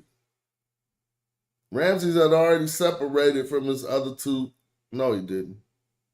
He had not separated yet, but they was already on what we call the way of Horus. Google anything I said. Chat GPT it. You might need to clod it. Go on, clod that thing. And say, look, man, this is the dude Smash. I need you to use every app on my computer to form a refutation. All right, the land of Shasu, Yahweh, in which Yahweh is also rendered, I keep saying Yahweh, see, YHW is all, in which YHWA is also rendered YHW or Yahoo. This is a toponym. Let's click this. Always click the footnotes to see where they got that one from. Signs of Yahweh. See, there you go. Signs of Yahweh, God of the Hebrews in Egyptian New Kingdom. Entangled religions. I think this might be some religious propaganda book. I have to go see. Okay, great. At least it's, yep, there you go. Told you. You got to do the knowledge. Rachel Shalomi, Hen. The Hebrew University of Jerusalem. Throw that out. They're trying to convince you of something. The land of the, they're trying to convince you they existed in Egypt. We gonna look at the real text and we gonna see. So where did this original claim really come from? You come over here, get a little bit further. We took it to the Wiktionary. I'm giving a wiki class today. Sashu Yahweh, if we come down here, we can get to the root of the text. You take this and then you just go right here, bow. Then you go translate the French with the Google lens. You can see who first started putting this claim out there to make us go there. Before we even Google lens it though, matter of fact, I'm gonna un-Google lenses so we can just show the process, how to Google lens stuff. Let's go back a page. See where all this started on the Smash Rockwell show for the first time ever on YouTube. So this is how we do it. I want y'all to enjoy it. Like, don't take it like unless you think you're my competitor. You feel me? So first what we learn here is he listed, I'm glad we could read the text, because see, when we look at old books like this, I don't even be reading the French or nothing, really. I don't need to know what they said, but I do. But I'm just saying, first I just go straight to the methodologies, right? I'm just messing with you, Malcolm. Now, I want one of y'all in the chat, some of y'all very good readers, to read what we got here. And as I break it down, you can just put whichever one you want to do. Now, I'll start with the one that we know in the middle. So y'all can do the other two. You already doing this, Shasu. All right, look. Ta means the land. So whoever this is when I finish reading it, to them, they had a land. Now, Shasu kind of like means the ones that roam, though, right? Now, let me show you. Ha, Sha, Su. Su. Now, if you want to try to break this down all the way, you can. But I know people be like, you shouldn't do that. We getting good enough to do Medu Netter etymology. I'm going to show the Google lens in a moment. But I want to break this down. Then we're going to show what they said in the German. And now Google Lens will read the Medu Netter for you. And this is why I want y'all to peep game. You right click it, right? Search with Google Lens, and it's gotten more powerful. If I take this now and just highlight these glyphs and click translate, it can read the glyphs. Where's the translate at? All right, it's showing, it's gonna pull up other glyphs, but I did it earlier when I was already in translate mode. First, let me get in translate mode. But they gonna tell you that this is the Shasu. Do I gotta, no, I'll just click the page and say translate. But now since they got this new thing, I'm thrown off too. They opened up in this big ass new window. That's clean though. When I put this on Sue earlier, it started translating for me. I was like, are they reading the glyphs now? But now it's just showing pictures. That's because I ain't told it that I want translations. And so let me just get the page in the way that I know it to look real quick. Why I look like this? I don't know. I'm confused. So I'm going back to this. Yeah. I just needed it to pop up on the right-hand side of my screen. Oh, maybe it's because I said did it in a different way. That's probably why. All right, yeah, there you go. Translate. Okay, cool. Now, I'm just going to go down to the translation. This toponym, okay, should most probably be read Dante Doc 20s, whatever they say, Danto Doc 20s, or in document 20. These are listed by documents. With a night ing comment. That's not it. I should start here. The evaluation of this short list is made difficult by the fact that certain toponyms cannot be identified. All right. So this is the first person who gave us the Yahoo, and he put it out. Okay, yeah. It's Google Lens. You just right-click it. Now it says, from the first group of 3 names we can identify with certainty, Palah from the northern Palestine. In the second group, Qatna from northern Syria. Excuse me. It says document 6. This is the one we're concerned with. Amenhotep the third lists toponyms located in Soleb.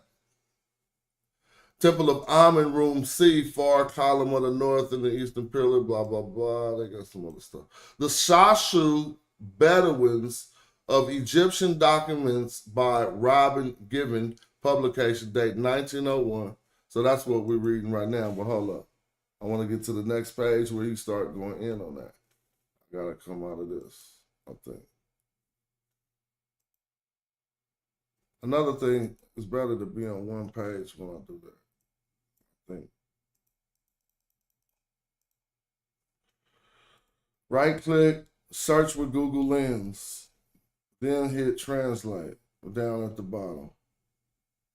Or you can select the text. Now, if you select the text, they will read the meta-nature. I'm going to show it. But it's reading too much. Let me go down. All right, here you go. Documents of the deity. Traducative supports what? Traducative support text of Shasu, Yahweh land of the Shasu. They ain't did a good translation. Is this the translation? I need to do that again. So I know how to make it do it again. Highlight the text you need to hit. Because if you let it read all the extra stuff, you won't make no sense out of it. Translate.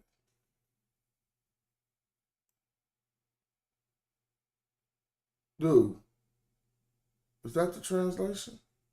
Am I going crazy? This is not the translation.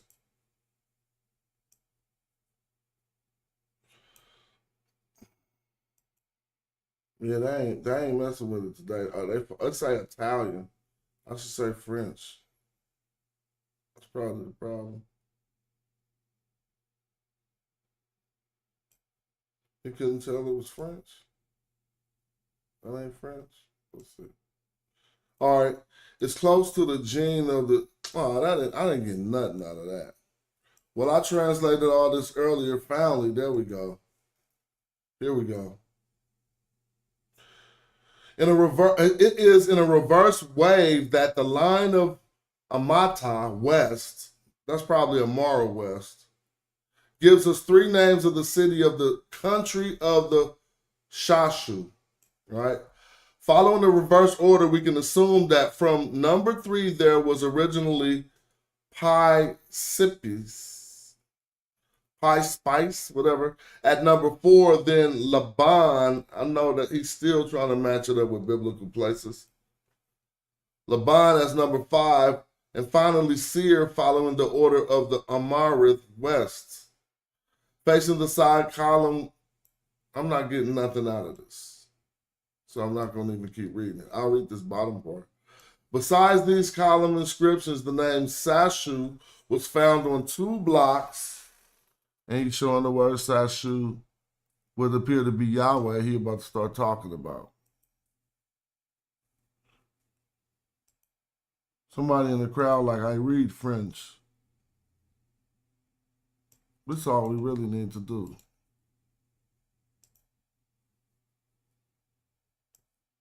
Oh, I'm sorry. Let me see. Just say translate.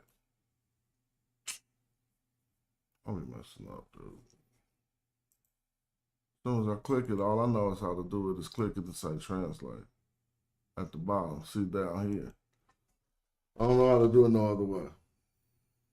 Now we come down to this translation. This is going to be more exhaustive. It says, the first of the Krut Sai is another example from the toponym Yahweh. Okay? So I'm going to stop and say, if we don't got a toponym Yahweh, say, no, we do. Teach me. Then I want to know, where is that at? Is that Judah? What is the toponym Yahweh? I don't know that place. Not from the Bible. Not from none of that. And I think this guy, we're going to read the meta-netta and look, but he's the one making us all say that this say Yahweh. That's why I've been saying it the whole day. Look, Yahweh. The second strongly recall the name PGU from the list of Amarna West, or it says Amarish West, but I think they're talking about Amarna West, or document. Perhaps we should read GAU. The shape of the two hieroglyphs, it says hydroglyphs, but could easily lead to committing the case. The engraver with error. Oh, they always do that. In engraver with error. Is they saying that the shape of the two hieroglyphs could easily lead to committing the case in engraver with error? Is they saying the person who wrote it was in error? Well, anyway, I don't know what he would be in error about.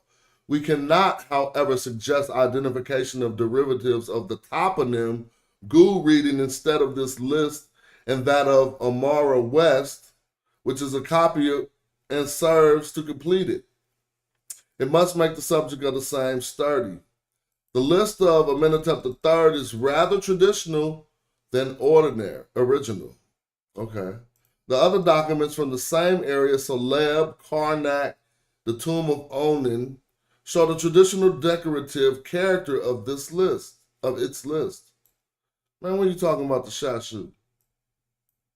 On the column figures at Celeb, we have found proof of this in the fact that I think that he's trying to say Sashu here, but it says Sobsu, are mentioned in two different contexts. Ain't no Sobsu in ancient Egyptian. He was trying to say the Sasu. It was just a bad translation. In document 6, it has the Sashu on it. I'm right. Therefore, the list of the temple of Soleb are obviously from composite nature. And the origin of the document must be found in a more ancient source. Okay. The list of Celeb in the part. So he's just trying to say, see what I'm trying to say? So now he's trying to say, because of the way we found this Yahweh stuff, it must be in an older text. I don't care. If that's all I got out of what I just read, I did get that. He said because of its compositive nature, like somebody made a composite of the text. And the origin of the document must be found in a more, ancient source. So now he's making it, not only is he making this say Yahweh, but he also making it be on an older text somewhere that he's speculating must be true. The list of Celeb in its parts not cited here show a strong affinity with the list of Tutmosis III. But it don't say, do it say Shashu Yahweh on the list of Tutmosis III? It seems to reflect the contemporary situation of this king. Toponyms from the combined list, Celeb, Amarna, I'm saying Amarna West every time I see that, can be identified. It is possible that Laban is the city mentioned in Deuteronomy 1. I told you. They trying to do their Bible work. So that's why you had to come to this original book, just like that other Jewish biblical archaeology website we pulled up. This is theologically motivated, right? This is probably not even an Egyptologist or nothing. Ralph Gibbons in 1971. Just writing in French to line this up with Hebrewisms. But hey, take it for what it's worth. And let's continue. I ain't reading that no more. I'm going back to the methodology. You can read it. We're going to see what this says.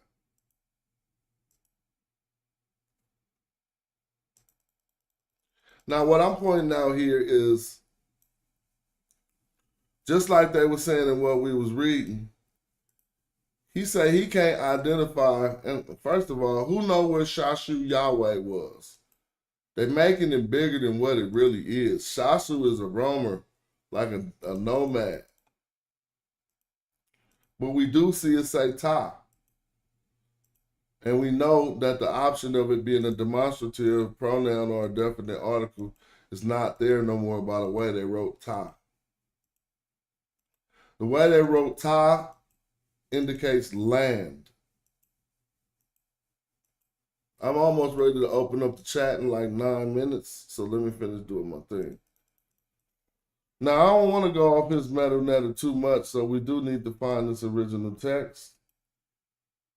But I'm looking for document 6. I just had it and I lost it.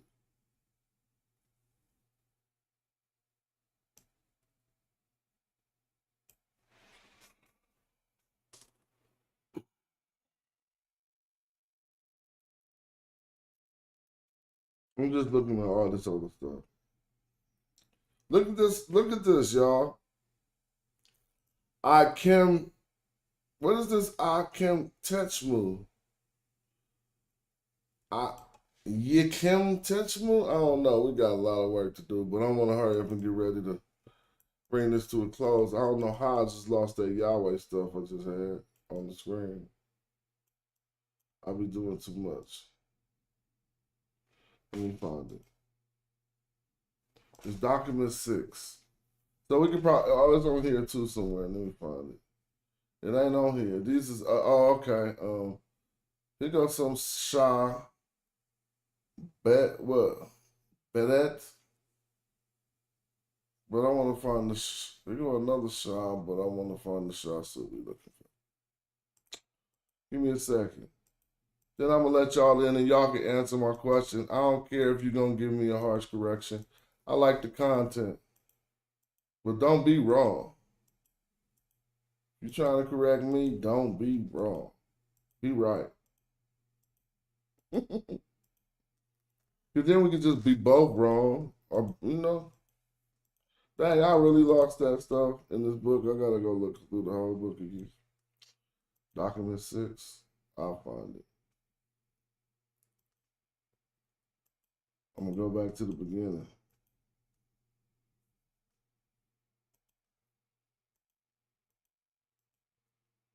I had it all queued up. Or here go documents. Matter of fact, I think he just showed the document that we showed in the TLA. That's document 5. Here go document 6. There you go.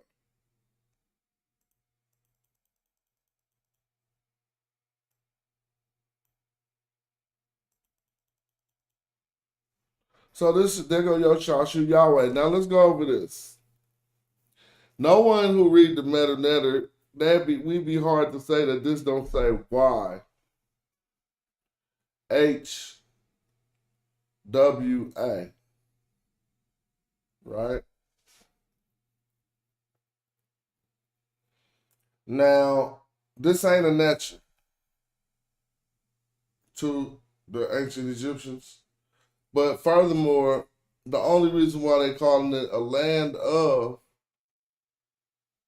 is because it say Ta on the top.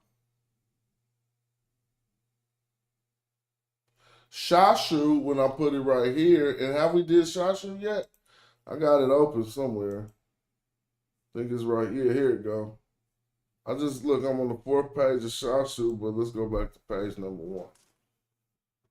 When we look at Shasu in ancient texts to see how they was addressed. Another thing, Saracen, I'm about to point out for you who got your LOL on, is we ain't gonna find Shasu in Egypt either until they get like brought in. But they don't be roaming around in Egypt. And I don't want to say until they get like brought in, and on this first text right here that I was reading when we started, they getting brought in. These are like, bruh, I'll read that part. Let's go read it in English.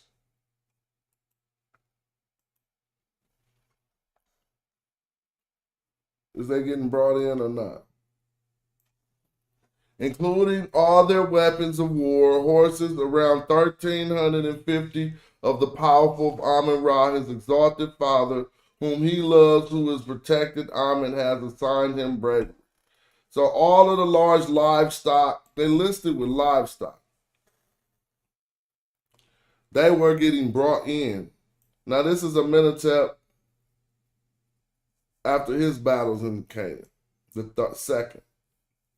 The Shasu Bedouins are already watching with thieving intentions.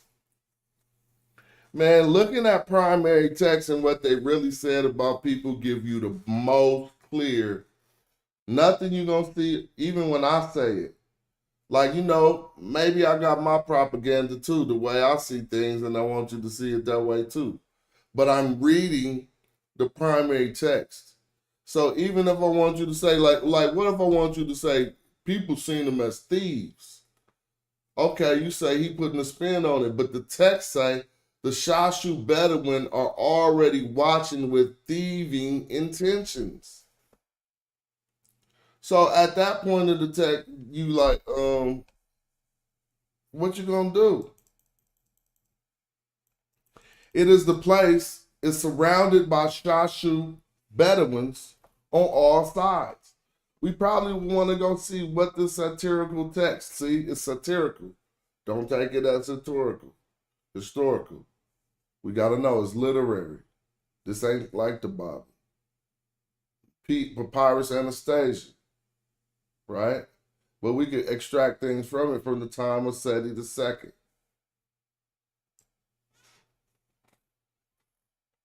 Let me see.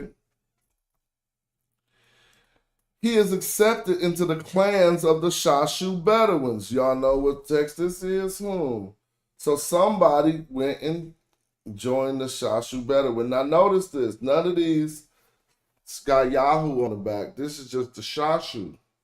And now we see a hill country behind it. So we know they kind of like, that's why they say Shasu Bedouin. Who is this person? This during the time of Seti II.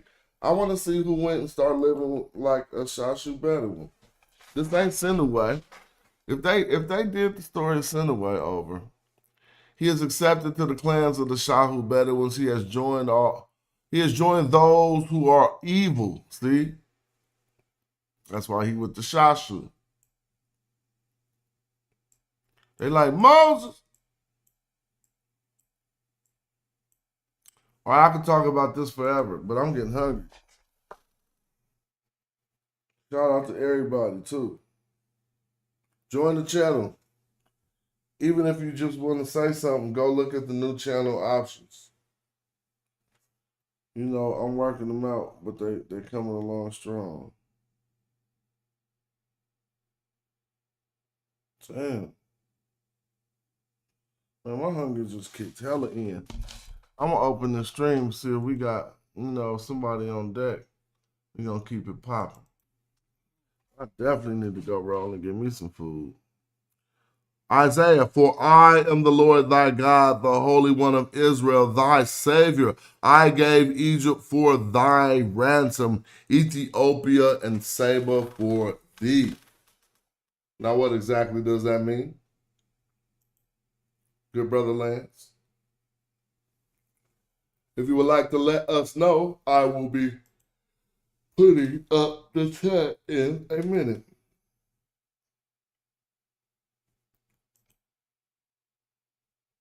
Man, this lady came about this other dog roaming around, and that's an expensive dog. I'm like, they better go find their dog. They tripping.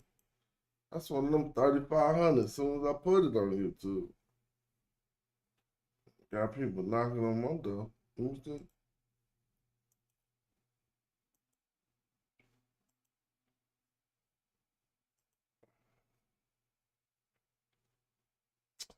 Oh, let me share this link.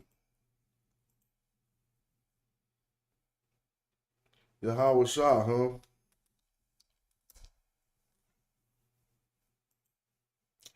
Well, if there somebody show me the location Yahoo, and then we could build from there. I'm not saying it don't exist. I could Google it. Where's the location Yahoo? But I would like to learn from y'all. Yahweh was the God of Egypt before Israel. Don't come in here saying nothing crazy, bro. I'm gonna give you your whole show, Lance. Come do a show over here.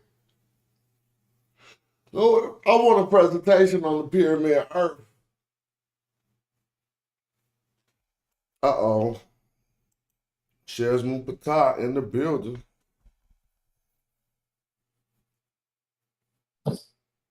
Peace, what's up? Peace, what's up? Some BS is what it means to try to line up that biblical text to some Egyptian archaeology or anthropology or primary sources. That's what's Okay. up. There is some truth to what you're saying. But then at some time period, what you're saying won't be qualified. Well, we're not. I'm talking about the mythology of the biblical text. I'm not talking about whether there were actual names that were used in the text of the Christians and Well, Hebrew and Jews. after like 1,000, after about 900 BC, Yeah. some story came out that people started choosing who they was in the story. Mm-hmm. But once you choose who you was in the story, then you say you something. You see what I'm saying? Like Yep. even Now if, you talking about the Bible story, right? yeah, You're exactly. not talking. Yeah. And not the Bible story per se, because 900 BC, half the Bible wouldn't even have occurred yet. Right. That's just the Old Testament. It was in the story. Oh yeah, you can mute that a little bit. What's up, Lance? Good, bro. Nothing. And then at that time, those stories would have been word of mouth. So we don't have any.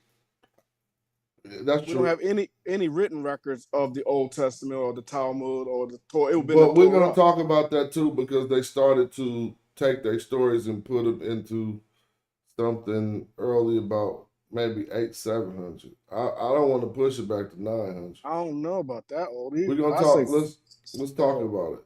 I'll say 4 maybe. Nah, but that don't work because Taharka is in the Bible, so you already crushed yourself. What's in the Bible? Taharka. Oh, and what was Taharka's reign? 600. 7, 8. 690. Yes. Right. So that's just memories. That's just talking. No, but what I'm saying is Taharka fake too? No, I'm saying when they put it in writing.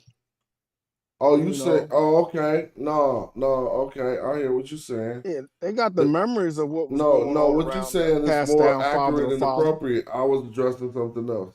Because if anything, if they had wrote it before Taharka couldn't be in it. Right.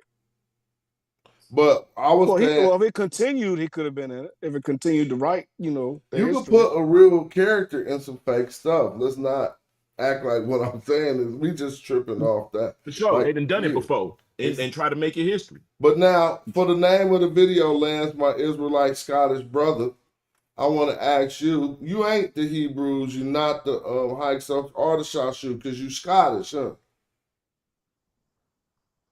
No, that's not how it worked, bro. So when you get in Scottish, right, like for instance, watch this. Manetho. You know the Manetho Stele, of course, right? Manetho. And Patah. Mar and Patah. So who? All right. So do you know who Manetho's parents are? Mar and Patah. We can look it up real quick. You know what? So the reason, so the thing, You ain't trying to Edomite. acknowledge the African deity, and you trying to say it like white people. See, they translated that way so you could say Manetho. That don't mean anything. The love of Ptah is Mer in Ptah. But you can say it how you want, but I want people to see why I was stressing that, and it was and Ptah. Yeah, Manetho don't mean nothing in ancient Egyptian. Yeah. Now check this out. So you said, you asked the question, Lance, do we know who his parents were? Pull up your source and show us who his parents were. All right, let me switch to the computer. I'm on the laptop. Facts. Yeah. Don't question us. Bring some sources. Hold on. I'll bring the source after you tell me what your source is. If it's wrong, fake sources. then I'll correct you. Hold on, nigga. I'm the king of sources, bro. Hold on. Slow it down. Slow it down. I'm the king. Nah, bro. You could be the king in your reign, in your land. But I move around. I'm the Bedouin king. Nigga, wherever I go, I'm king. Nah, you just said you was a slaver. You a West Indian type dude. Nah. Y'all niggas don't understand that the earth freaking ends. It resets and people reestablishes dominions. You think these people are consistently the same people? You think getting loud make you sound right? Come on, don't turn up this quick. Just keep talking. All right, all right. Here we go. All right, let me back up. Listen, brother. All I'm trying to convey to you is that there's information that you guys have. Hold on, I'm not sure. I'm not so sure that you're my brother because you say you are Israelite and you don't even like Egyptians. What the hell is you talking about, nigga? Israelites come from Egypt. You got listen, dog. They got millions of Hebrew Israelite mixed Egyptians over the period of 200 and something years. Are you kidding me? You got to prove that. But no, I'm willing to address all of those topics. Just for some order real quick, address the title of the video, my Israelite brother. Of the three, or as you got more options of that, are the title stupid? And is that not who scholars refer to and say the Hebrews could have been? Who was y'all in Egypt? No, I don't think that the Hyksos, or however you say them, or the Hapiru are Israelites per se. They are Hebrews. So they are related to the Israelites. Okay, so how? Because the people that come from Mesopotamia spread it out. Also, to you, the Hebrew is just like a multiple magnitude included. Just it ain't a bloodline or nothing, right? Or what? The Hebrews are multiple. They cousins. The Hebrews are cousins. The Israelites are a family within the cousins. So y'all Bedouin brothers. Yes, you are too if you got curly hair and a full beard. Nah, I'm not out there. No, I'm African. In the Levant. Bro, the Bedouins are African. Who African? Nah. Those Bedouins out there in the Levant somewhere in the middle, in the so-called Middle East. Different type of. Bro, I don't know what type of term Bedouin is. Is that a pejorative? Is that negative? Look it up right quick. I don't know the Bedouins to be out there. Y'all never hear me have a linguist argumentation. I'm not a linguist. I'm neither. Well, but I'm just trying to say, I'm hoping we're not saying nothing negative. Do they call themselves Bedouins? You know, as we using like some white Egyptology linguists. I mean, pull it up right quick. First of all, but he hold on, let me go on my. I'm gonna come in on the other. I'm gonna stay on right here, but I'm gonna come in on the other computer when I got my source. All right, Smash. So why he doing that and coming in talking about he gonna tell us who Amenhotep or who did he say somebody's father was? Pull up Bedouin. Tell us the definition of Bedouin. I mean, I would. I'm just kicked back. But if we look at it in the let me pull it up. Hold on. If we look at it in the PLA, they always just add that word. It says Shasu is what we'll read. Then we'll read the translation. It'll say Shasu Bedouins. And so I'm like, is this them? They do that like Negro. Like, you know, it don't say Negro. Check it though. I just did Chat GPT. And it says the Bedouin are a nomadic people of the Middle Eastern and North Africa who are known for their herding of animals and their traditional way of life. Origin, Bedouin. Originated in the Arabian and Syrian deserts and spread across the Arab world after the spread of Islam. Lifestyle Bedouin are traditionally semi-nomadic, migrating into the desert during the rainy season and returning to cultivated areas during the dry season. Social structure. Bedouin tribes are traditionally classified by the type of animal they herd, with camel herders being the most prestigious or prestigious. You know what? Go ahead. Well, I heard a lot, but did that settle like whether it was pejorative or not? Is that you saying I it's mean, a real name? yeah, it's a. I mean, it's a It's a a real name name that's by white people, but what old language like you know they'll say Negro is they'll have a whole definition for Negro. okay. That's fine, but it didn't. Religion is Muslim, also Christian, Fertile Crescent.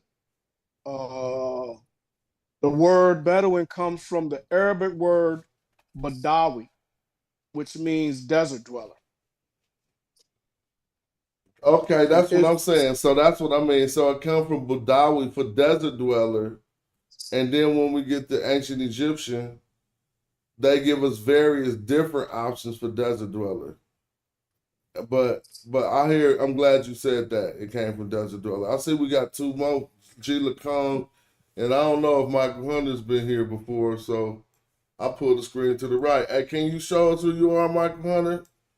Because they be bombing us sometimes. Yeah, and let me read this last thing it says about Israel. In Israel, there are around 200,000 Bedouin, with some living in unrecognized villages that are at risk of eviction. In 2011, the Israeli government approved a plan to relocate some of those Bedouin from these areas to government-approved townships. Hey, But do me yeah, a favor, Michael, if you don't mind. Just share your screen real quick so I can put y'all back on the screen. Just because this is your first time here, we all do it. You feel me? And then you can just close it right back. Yeah, there you go. All right, peace to you. You can close it right back. Peace to Michael Hunter. What's up? You peace, ain't gotta Mike. keep it open. I'm about to put this back on the big screen. Yeah. Yeah. So the only reason why I read that definition of Bedouin, because I wanted to put it in context. I know, and it didn't really mention anything about Egypt. It did not. Even like the African desert. It just talked about mostly the Middle East, So on Islam, the question Christianity. more of the Shasu then, we do know they desert dwellers. And Right. when we looked at the Medunetter, it said land of Shashu, but it didn't put 049 like they had a city center, right? It didn't even put the hill It country. did. It did put a throw stick, didn't it? It Let's did look put a throw again. stick on it, didn't it? I don't think so. Let's look. And also from what we were going over, I think it showed that they were in the Middle East and brought in by the Kemetiu, So this don't got and no throw then stick they were. on it. Oh, yes, it do. Look, Shashu. Yep, But I hold know. I on. saw it. Yeah, it do. But it got people walking like, you feel me? And it said that the Shashu meant the foot walkers. They was always walking their herds, I guess, and walking their camels and stuff. It was always walking around, and they moved from place to place, going to oases, or going to when it was dry and when it was when wetter. Look at this. Look at this. They saying this is a token spelling and they might got one of them. But this say Shashu Kasat and it got a 049. Like That's a foreign land. that would be a place that they gather. Once, yeah, exactly. Yeah. But you had just read that they was in the place where when Ramses went up there and bust them up, when was that Amenhotep the We can third? read it. It's about to come up in a minute. Watch. It's gonna say something about the secrets of the Shasu. They tried to do a secret. It says the past is threatened by Shashu Bedouins who are hiding under the bushes. So there was a threat in some instances. You did not go to the territory of the Shashu by getting lost and the army troop. My mic is in the way. Let me see. It says it is covered in vegetation and the population, and it's populated with lions, panthers, and bears, and surrounded on all sides by Shasu Bedouin. Interesting. So I mean, the Shasu necessary. They probably would rob your ass, bro, because they talking about it. And for the sand dunes of the rebels do not know in the hands of the rebels of the Shasu who are attacking. They was attacking. But look, so who want to argue that, look, military campaigns from, I don't know what Sile is, to Canaan. But Hey, go ahead. I apologize. So by consensus, they say that Sashu, if I'm pronouncing it right, how's that linked by consensus saying that's the Israelite? Well, they say they were the Shashu of Yahweh. Yahweh, that's what Yahweh, yeah, the word was Yahweh, yeah. So I mean, does this show? Can you read them? It's called Yah. I heard Egyptian called Yahoo. Let's look at it. It's Okay. right here. And so what I see is, and I wish we had the primary, we will do a better job, and I'll try to find this primary, but it's the one in the middle. And I can't not say it, don't say YHWA. That's what it looks like to me. What it look like you, Shesmo? And also, Smash. I also heard that the consensus say that they're not for sure if Yahweh is actually YHW. They say it could be anything, but it's just really they don't actually know where Yahweh actually came from, because it's not one of the deity from that region. Anyway, they say it's a lack of a better word, a borrow it's a foreign deity that they can't they couldn't find until later date. So it wasn't like I don't think this is a deity here. You're right. And they said it was the top of them in the book. It's people in the community who took it and tried to say they was the followers of the God Yahweh. right. They said in this book where it came from, he's just saying he ain't even saying really a people. And the cold part, I don't want to say what he's saying because I was fumbling over his French a little bit. But what we get that people who sourced this book, it was linking it up with biblical stuff. And we even seen him doing that when we was looking over the translation. But again, it's right here. And one thing I can point out is nothing to indicate that this is a toponym. It's nothing to indicate that this is a people group. But yes, it is. This word Shasu always indicates people, right? Like you can't be a rock and be a Shasu, because it's a roamer of the desert area. And so that if we see it, you see that on all three of the terms, right? Stopping at the Su, then we know what's under the Su. It has to be thought to be something. They're thinking of it as a noun, so they're thinking of it as a person, a place, or a thing, or a collective group. Now, if it was a thing, it would be a god, like Yahoo. If it was that, they would have put a determinative for nature here. So the Egyptologists have to know determinatives to determine what this was. So they went with a toponym.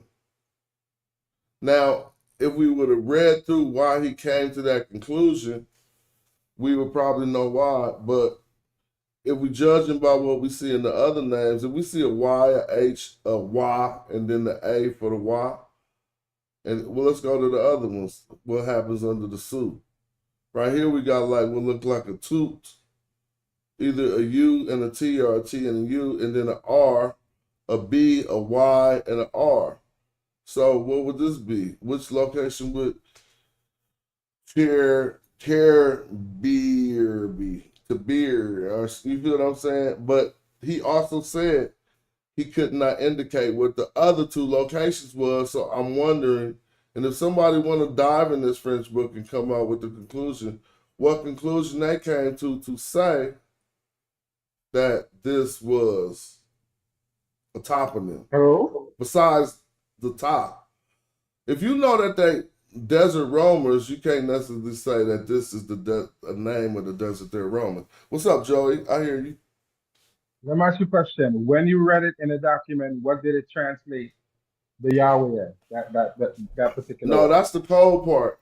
When I came to the TLA and looked up all the Shashus, this is one of the renditions that I did not come across. So here go the Shashus. Maybe I just didn't keep going. And I'll look over more Shashus after while y'all talking or whatever. Hey, I'll show you intermission. I got it. You got what? The bloodline of Meneptah. However you say it. Say it again. Patah. But I'm glad you're making the effort. Mer and Patah. I feel good that you made that effort. Patah, let me help you out. You know Patah is a deity in ancient Egypt, right? Right, Patah. Yeah, there you go. Now Mer means love. And En just mean love. Mer and Patah. But you can say Meneptah, but then you saying it like the Greeks, and they do that shit on purpose. They make you take the God out of the linguist, the part that make it.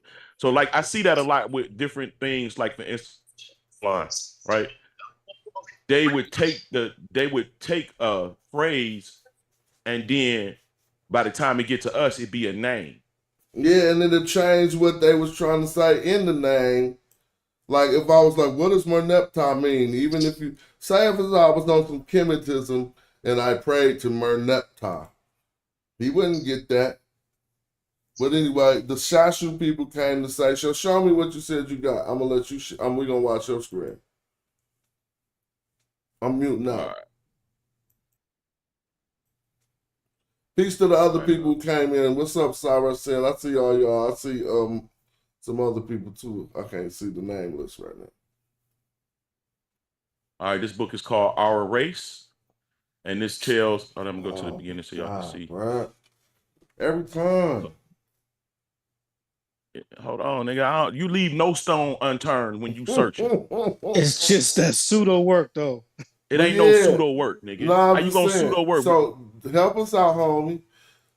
Who wrote this, and what's this book? And what's the date? It looks like 1800s. Let me set you up. Relax, nigga. I think I had an 1800s up on the screen a minute ago too. Yeah, it's 1800. I love 1800s. That's before we was conquered. No, I had TLA up. Nah. Our race. Its origin and its destiny. Oh man, cut it out, bro. Right? What is it? You where is this from? A Zionist literature book? It's not Zionist, brother. So let me ask you a question. Is Hebrew a race? Hebrew is a race. Yeah, Hebrews are a race of people. No. Hebrew can be classified as a race. They got no land and they got no DNA. What about Jew? Is Jew a race? Wait until I finish showing you this, and it's gonna blow your mind. Can I just convert right now? Copyright. Can I convert? I can't convert. I can't convert. Yes, Smash. You can convert to Judaism. Well, that can't be. Judaism is different than the. All right, y'all conflating. When we got conquered, man, this book is trash, dude. Any book that say R race from 1802, I don't have to read it. It's already black people wasn't even at this time period. We wasn't. He not talking about you. Hold on. I just showed you.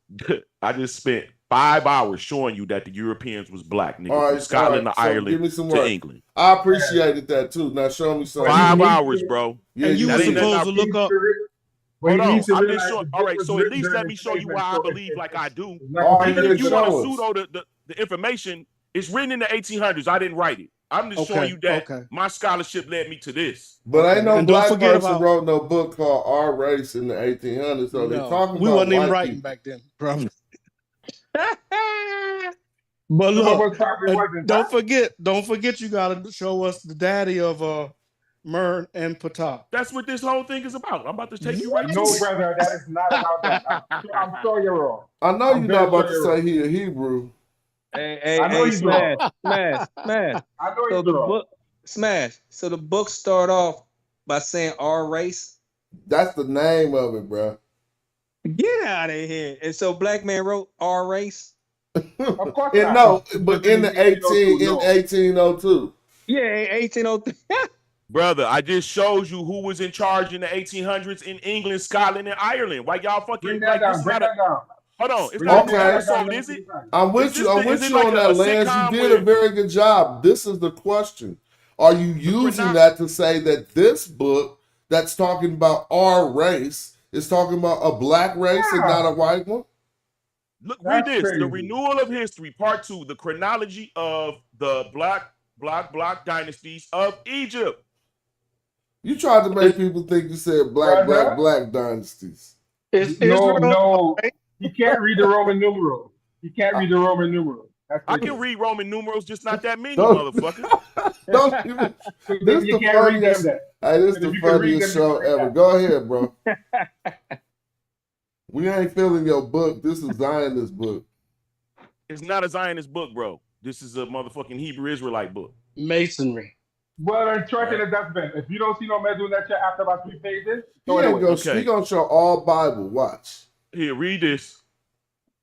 All right. Read But We that. have you- introduced the line of Esau. Is that I say that right?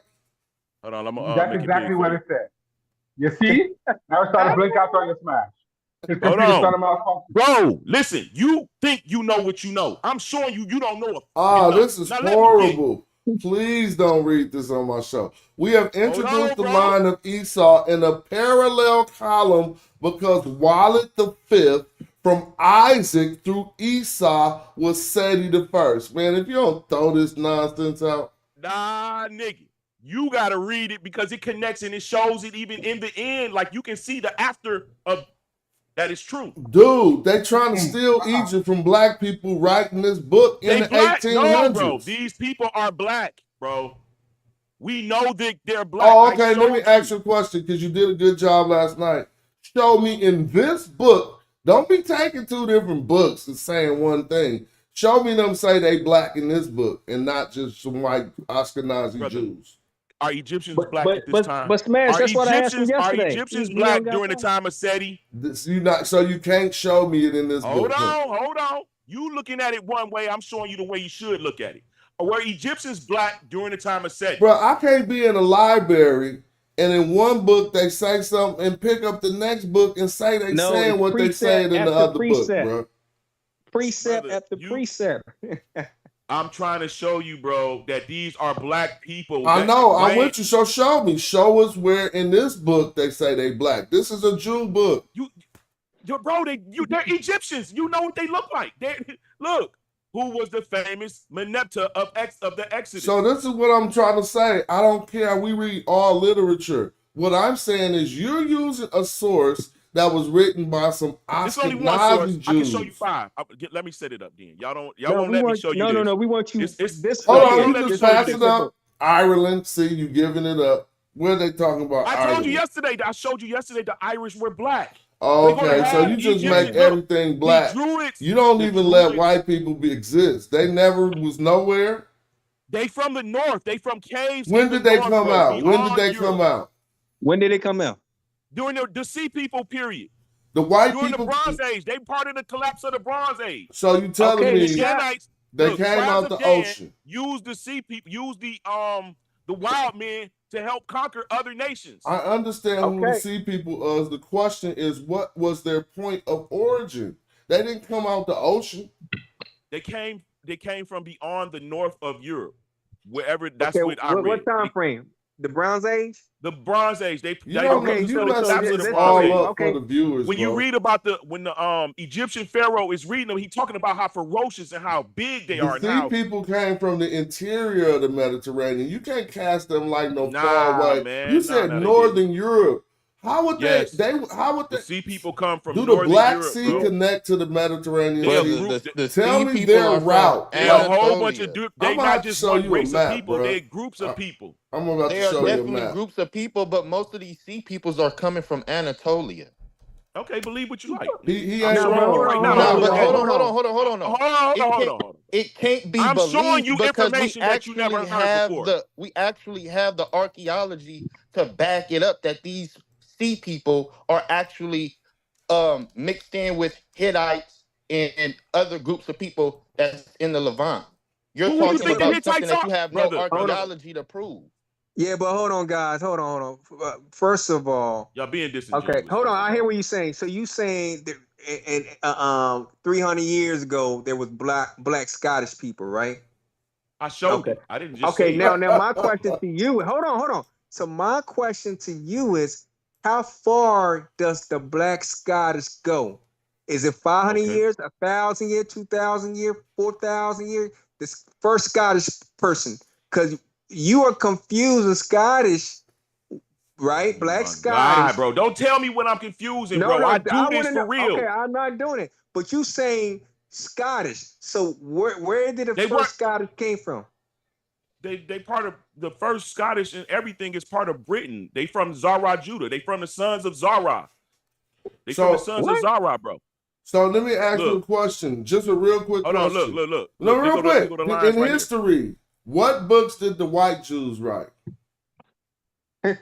This shit, the white Jews wrote the shit that's in their language and that come from what's that shit called? Talmud. They wrote all the books. The Talmud and all of that Talmud. shit. Nah. They didn't write the Jewish the Judean Except Talmud. They wrote the Babylonian Talmud. No. How did the Jews No. write the Babylonian Talmud? They didn't. They have another Talmud. They have several Talmuds. One of them is Bro, Babylonian. they One of did. them Not could be not to some but not the European people. Jews. Those the Babylonians was different No, than what you I call know that. Jews. Right? Yeah, I know All that. right. they had I know different that. deity. They don't Yes, know they nothing did. about no Y'all Yahweh too or smart to no fucking learn. Don't ask No, me another no, motherfucking thing if you already got no. the answer. Oh, I'm come showing on, you different. Lance. You ain't got to turn No, up, my What brother. we're saying is the bro, Talmud would have you been written niggas is in telling me I'm a Babylon. liar. No, you're The not a No, European liar. You people no, would have misled. You taught Just got them. bad argue the information. information, bro. Don't tell me I'm So lying. look, saying not you.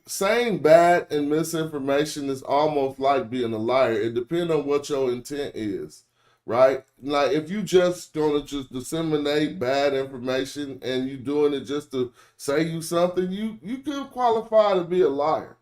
It I depends, think you know what I'm saying? Like if you know that something fishy about this shit, but you still just spewing it like you screaming like it's facts, then that would qualify that. That's not harsh. What else he supposed to call you? I think he's a believer.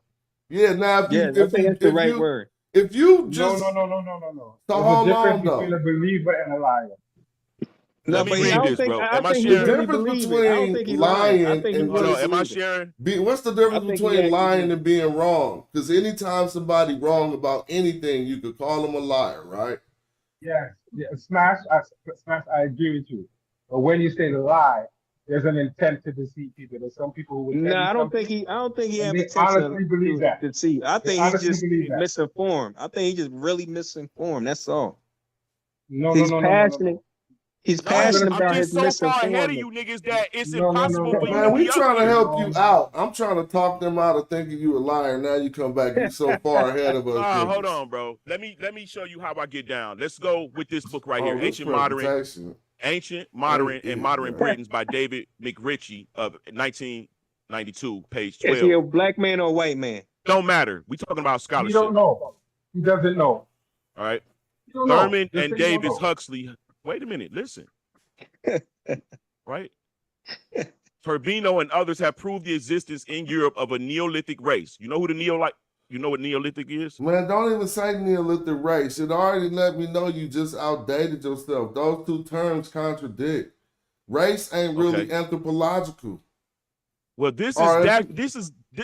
this is definitely copy and paste. This is not my conjecture. Well, I could be messing up This too. is directly Let from me the ask book. you a question. Is the Neolithic just mean that we talking about anthropology, or what is he talking about here? A Neolithic Exactly. race.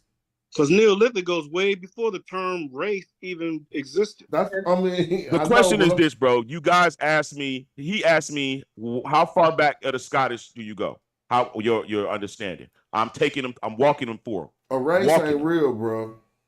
But do you know that But this is what they believe, bro. The 1800s, this is what they believe. So if it was any Neolithic race and it wasn't just the black Africans, I don't get it. Listen, as consequently has been identified, because this is his job. He's been proving that the Northerners and all of these people from different places are black. Listen, with the Basques and the Iberians and the extreme exponents of the theory do not hesitate to speak of the Iberian ancestors of the people of England, recognizing the racial characteristics of in the small swarthy Welshman and small Highlander Celts to the west of the Shannon, as well as the typical inhabitants of the Aquitania and Brittany, right? Brother, in the year you know that the 440 Neolithic time, You said, come Let him on. cook. Are He you starting trying and let him cook real quick. Real, if y'all don't 10,000 mind. BC. you niggas stay on your level. I'm gonna stay Oh on man, mine. I asked nigga. him to let you cook. Here you go. Go ahead. Nah, bro. You don't need Bro. to say no insults. Just keep going. Think about it. You I'm don't sure- need to say no insults in your presentation. Think bro. about I'm, this. Think about listen, I'm showing you information. This is not mine. Stop attacking me. Man, we attacking your information. Are you standing? When you say he, it's not saying that. It's saying he. He who? Now, let me be great, and I can get you niggas in the Oh. same light of me. No. Oh my gosh. You can be in the same light as me. Nah, bro. What light? You could get us in the same light as you. If I was walking around here thinking God chose me over the rest of my people, I'd be sad. And that's the And I'd best. be sad for you, brother. And I'd be sad for you, man. Listen what I'm dealing with, bro. Professor Boyd Dawkins, British Look at geologist that and dude. That's some archaeologist. old racist from 1635. 1837 to 1929, an essay that he wrote. Why are you mad that he's calling the people of Europe black? And that's my whole thing. Go ahead, bro. issue. No, so no, that's not that's the problem. This is Hold on, what we hold call on. The conflation. issue- Who's talking? Let I'll me let say you go ahead. Somebody finish your words, say my something. friend. I don't got my headphones on. The issue is not that he's saying people are black. The issue is he looks like the typical old right racist dude from 1635, who if he saw you, he would call you a no good nigga, spit on you, and possibly say you should be in chains somewhere eaten out of a dog. Well, brother, that's your racist What he's perspective. right- I don't know No, why no, he no, would be a brother. racist if he's trying to The prove information- that these brother, places the who the white people are information- saying are white are Brother, black. the information is not the point. We can look at that man and tell nothing he say is valid to us as black people who are intelligent. Man, that's We a don't wanna hear racist it. position, bro. Racism. But I don't damn it, deal I'm with racist. racism. I deal But with damn it, I'm facts and racist. energy. I deal And I ain't with. the only one on here who's gonna say that. Look, I'm just you letting see you this? straightforward because Right. because you're tripping. Right, And I'm doing tripping. what they did to me when I came on here and started talking crazy. They chastised me and it made me I'm feel not talking crazy. I'm maybe I should proving leave things. I'm something. showing you. I'm showing Brother, you. I'm showing you, brother, bro. You see these listen white to people me. right I here? love you and listen These to are me. the white people I from love the you north. as a brother and I have to stop They you because came and did it to conquered me. these people They right did here. it to You see me. these black kings, black Hold queen. on. This picture is peculiar. Yes, Now, it's called Moors first of versus all, the you Wild can't Men. just show us cartoons. This could be AI. You gotta qualify it by saying this is from this. You forgot I showed you yesterday, bro. Now, show us today. Tell where this picture let came us from. What just year? teach, bro. If you're gonna teach. Okay, What this year is this from came out? Germany. This is the tapestry from Germany, the Strasbourg family. Okay, this is from 1440. All right, and it tells how these wild people came from the mountains and attacked these Moors. Bro, do it say that for real? I promise That's- you, bro. That's not the history of this picture, bro. See, let me show you, bro. Hold on. I This hate when y'all scene do is that, bro. supposed to be about Spaniards, brother, and they're See? coming from the north to the south where the black people are in Spain and attacking them, bro. See, You're that's lying. what I'm saying, bro. I bet I am lying. I You bet are I am. lying. All right. Let me show you. All right. Because I don't like liars, bro. And it's like you doing it See, for you what? just called him a I'm liar. I told you we could either 'Cause be he's wrong lying. without being liars, though, right? All right, let me do this. He's literally Why don't lying. you, when you want to call somebody a liar, just say you wrong? Strong and wrong. Strong and wrong? All right, I'll do that. You wrong.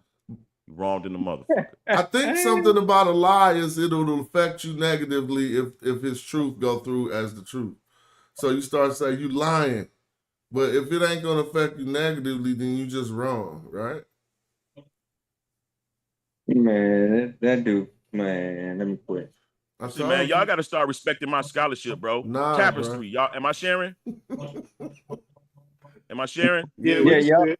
yeah. Okay, MFA Boston. This is from what? The collections from Boston Museum. Tapestry, Wild Men and Moors, German, probably Strasbourg. Alsace, about 1440. Okay, what is it? Series of scenes, left to right. Wild men attacking Moors in a castle. Wilkmen fighting with lion, dragon, unicorn. Wild men carrying food to wild women with children seated at the foot of rock stylized trees, plants, rocks, blah, blah, blah, blah, blah. First half What you 19th skip century over? probably went. So Huh? where it said white man? They're showing a lot of black. Where it said white man's going wild. So And they're worse- just man, and we just Are you black curious? men. Are you Oh, serious? it said Wilkmen. wild men attacking Moors. Wilkmen. You What don't it know say? what the Wilk people are? I Now mean, let's get back wild to the- men But we know attacking about the Moors, black bro. man. You gotta wild men attacking Moors qualified. You tripping, bro. Stop playing with me. Look, these So- wild people are way taller. Look at their feet. This But is an what actual. Sarah Sim said was right. You corrected yourself because you was acting like you on some Hebrew Israelite shit. These is Moors. So stop playing Moors us, are bro. Israelites that converted into the Islam Nah, in the you 7th century, playing bro. us. You playing us. They I'm Islamic. not, bro. They Moors are Islamic. Israelites that can. So Okay, you can't look. be using this to show. Oh, okay, you Hold on, can hold on. use it to show black people was in the north, which we all know. Your argument is that Israelites was all up in Scotland after 1492, and if you can show that, fine. But I thought that it was the Ashkenaz and them up in those areas, and you could just show No, me. this is Germany, first of No, all, they're bro. Moors, bro. So you gotta stop showing this. That's not no Moors Hebrew are Israelite. Israelites. Y'all say that.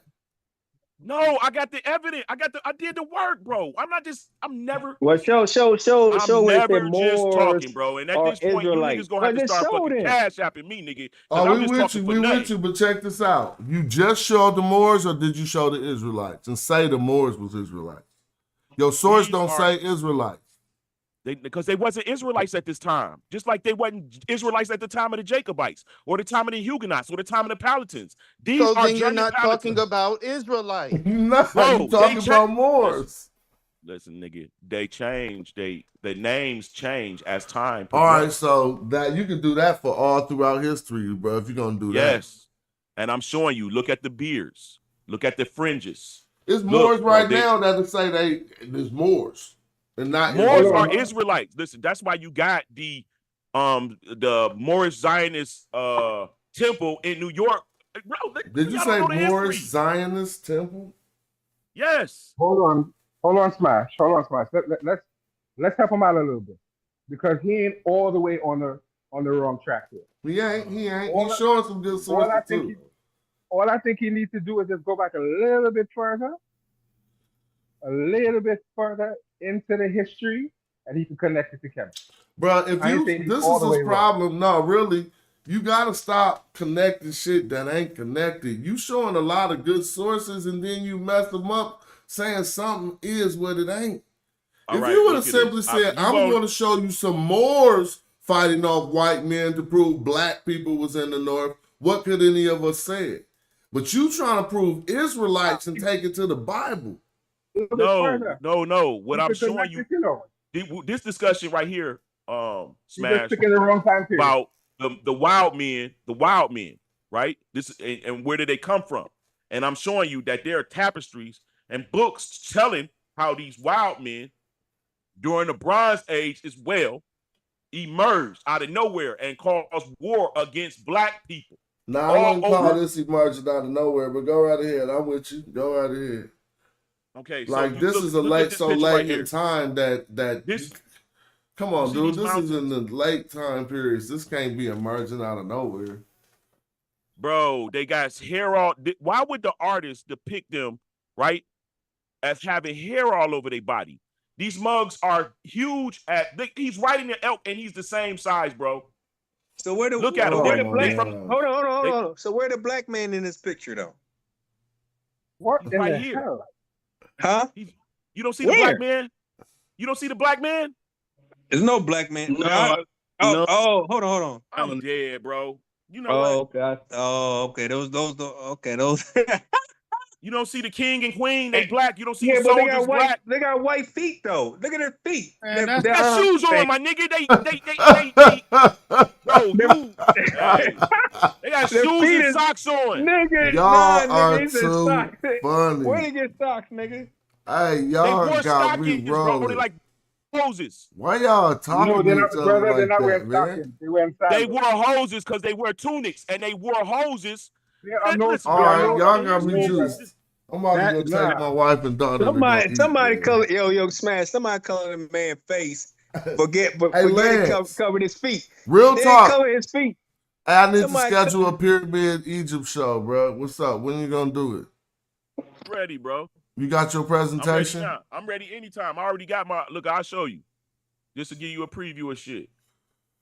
Nah, I mean, yeah, we gonna say. I'm not gonna get off into it. I'm just Yeah. gonna show you that when I'm talking about I'm serious about this shit, bro. Oh my god.